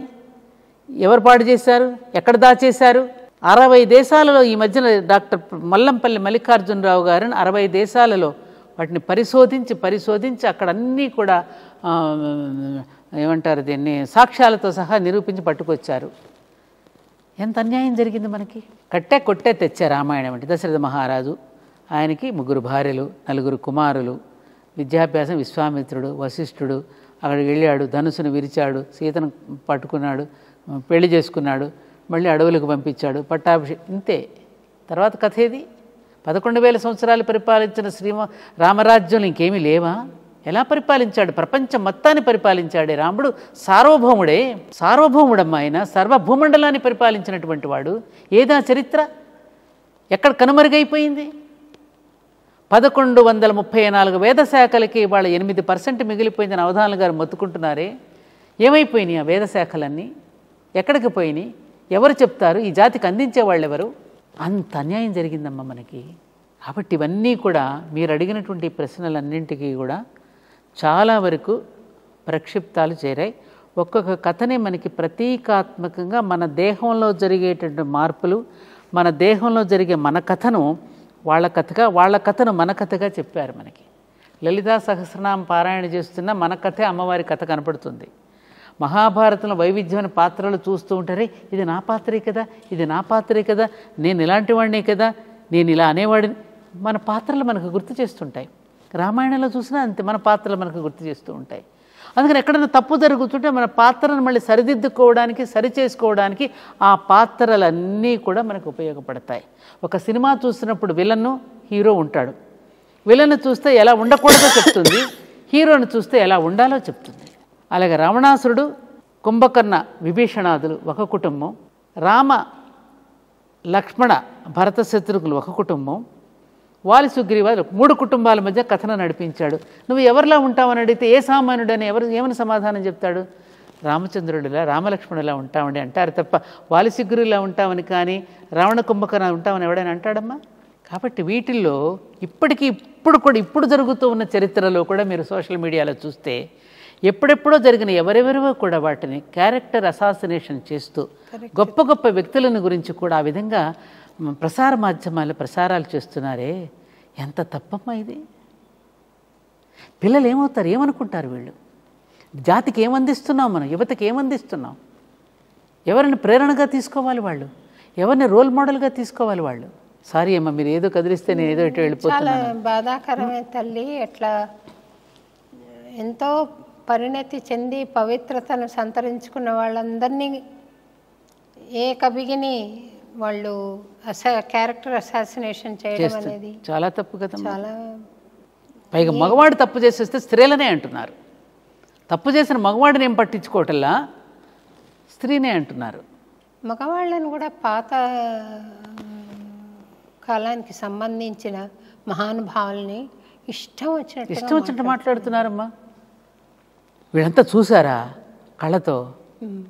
మరి వీళ్ళ సంగతి ఏమిటి? ఒకవేళ నువ్వు ఎదుటి వ్యక్తిని చూపిస్తే 3 వేళ్ళు నీ వైపున ఉంటున్నాయే, అంతా చూసినట్టే చెప్పేస్తున్నారన్నీ. దారుణం అమ్మ, ఇది దారుణాలు. ఈ దారుణాలన్నీ అరికట్టాలి అంటే సొల్యూషన్ ఒకటేనమ్మా. ఇప్పుడు విద్యా విధానంలో మార్పు రావాలి. సిలబస్ పూర్తిగా మార్చేయాలి పిల్లలకి. పిల్లల సిలబస్ను మార్చాలి. తర్వాత పెద్దలైనటువంటి వాళ్ళు, విద్యావేత్తలు, మేధావులైనటువంటి వాళ్ళు, సమాజ శ్రేయస్సు కోరుకునే వాళ్ళు మీరు అన్నట్టుగా ఈ ప్రసార మాధ్యమాల్లో వచ్చే వాటిని ఖండిస్తూ వీటికి కూడా ఒక బలమైనటువంటి ఒక చట్టాన్ని తీసుకుని వచ్చి దాన్ని సరిగ్గా ఇంప్లిమెంట్ చేసేయడం విధానం వస్తే కానీ మళ్ళీ దారిన పడదు. ప్రభుత్వాలు దారిన పడాలి అంటే ప్రజలే ఉద్యమించాలి, అప్పుడు దారిన పడతాయి. అమ్మా, నేను మీవి చిన్న చిన్న రీల్స్ చూస్తాను అప్పుడప్పుడు. మీరు ఆడపిల్లలు ఎందుకు జాగ్రత్తగా ఉండాలి అనే విషయంగా చెప్పింది నేను చూశాను ఒకసారి. ప్రకృతిలోనే ఉంది ఆ తేడా, కాబట్టి మనం జాగ్రత్తగా ఉండాలని మీరు చెప్పారు. అలాంటి ప్రాక్టికల్ అడ్వైజులు మీరు ఎన్నో ఇచ్చారు సమాజానికి. ఎంతో మంచి చేస్తున్నారు మాట ద్వారా. నేను చాగంటి వారిని ప్రభుత్వం వారు స్టూడెంట్స్కి మంచి చెప్పడానికని నియమించారు. చాలా సంతోషపడ్డాను. ఇటీవల నేను ఇంకోటి విన్నాను, మన గరికపాటి వారిని కూడా తెలంగాణ ప్రభుత్వం నియమించింది అని. అవునమ్మా, చాలా సంతోషం. మీ బోటి వారిని ఎందుకు వాళ్ళు పరిగణించలేదా అని నేను బాధపడుతున్నానమ్మా. ఎందుకంటే స్త్రీలను ప్రోత్సహిస్తాము అని చెప్పారు కదా, స్త్రీమూర్తుల్లో మీ బోటి వారు ఉన్నప్పుడు ఎందుకు మీ సేవలు వాళ్ళు ఉపయోగించుకోకూడదు?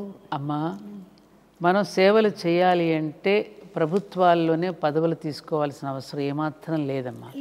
బయట ఉండి కూడా మనం చేయవచ్చు. మీకు అధికారం లేదు, నాకు అధికారం లేదు, చేయగలిగింది చేస్తున్నాను తల్లి. అదే ఇప్పుడు చూడండి, అన్నమాచార్య కీర్తనలు ఉన్నాయి. నేను పిల్లలందరికీ నేర్పాను, రకరకాల కీర్తనలు నేర్పాను. వాళ్ళందరినీ పాడించాలని ఉంటుంది. ఒక ఇండివిజువల్గా నేను ఇక్కడ పాడించగలుగుతాను, ఒక పరిమిత పరిధిలో పాడించగలుగుతాను.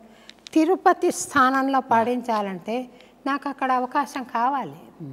అలాగే మీరు 10 మందికి చెప్పడానికి ఒక అధికారం ఉన్నప్పుడు వచ్చే విస్తృత పరిధి లేనప్పుడు కొంచెం పరిమితం అవుతుంది అని నేను అనుకుంటున్నాను తల్లి. ఎందుకంటే విస్తృత పరిధిలోకి వెళ్ళిన వాళ్ళు చేసే విషయాలు కొన్ని ఉంటాయి. అందరూ మంచి చేయరు, అందరూ చెడ్డ చేయరు. మంచి చేయగలిగిన మీకు శక్తి సామర్థ్యాలు మీకు ఉన్నప్పుడు మీ సేవను ప్రభుత్వం తప్పకుండా గ్రహించాలి అని నేను ఆశిస్తున్నాను. మై లైఫ్ హిజ్ అపాయింట్మెంట్ అమ్మా, హిజ్ అపాయింట్మెంట్. ఆయన అపాయింట్మెంట్ ప్రకారం ఆయన ప్రణాళిక ప్రకారం జరిగిపోతుంది. ఇది హాయిగా ఉంది నాకు. అందులోకి వెళితే కూడా తలనొప్పులు చాలా ఉంటాయమ్మా. మనం అనుకున్న మంచిని మనం ఎవరము చేయనివ్వరు, జరిగేది కాదు. నన్ను చాలామంది పార్టీలోకి రమ్మని అడిగితే నేను వెళ్ళని కారణం ఏమిటంటే, మనం ఉన్నది ముక్కుసూటిగా ఉన్నది ఉన్నట్లు బద్దలు కొట్టి మాట్లాడతాం. అది నచ్చదు వాళ్ళకి. నచ్చనప్పుడు మనం అందులో మింగిలి కాలేము. అలాంటప్పుడు మనం మౌనంగా ఉండి మన పని మనం చేసుకోవడం మంచిది. మీరు ఎప్పుడు ఇలాగే ఆయురారోగ్యాలతో చల్లగా ఉండి చక్కటి సందేశాన్ని సమాజానికి ఇస్తూ శతాధిక వర్షాలు మీరు ఆరోగ్యంగా జీవించాలని నేను మనస్ఫూర్తిగా కోరుకుంటూ, ఇంత సమయం ఈ ఇంటర్వ్యూ కోసం మీరు కేటాయించినందుకు ప్రత్యేకమైన కృతజ్ఞతలు తెలియజేస్తూ ఐ డ్రీమ్స్ తరఫున కూడా మీకు ధన్యవాదాలు తెలియజేస్తున్నానమ్మా. నన్ను వదిలేస్తే నేను రాత్రల్లా మీతో మాట్లాడగలను, కానీ ఆ ఛానల్ కొన్ని పరిమితులు ఉంటాయి కదా, అందుకని ఇంతటితో విరమిస్తున్నాను. సంతోషం అమ్మ, మీతో నేను కూర్చుని మాట్లాడటం ఒక మహాభాగ్యంగా భావిస్తున్నా. ప్రతి సంవత్సరం కూడా మీరు నాద నీరాజనానికి నన్ను ఒకరోజు తప్పకుండా పిలుస్తూ వస్తున్నారు. అది నా భాగ్యం అమ్మ. మీ అభిమానాన్ని చూరగొనడమే నేను చేసుకున్నటువంటి పుణ్యం. ఈరోజు మీతో మాట్లాడే ముందు కొంచెం భయపడ్డా, ఎందుకంటే మీ మాటలే వీణ మీటులు.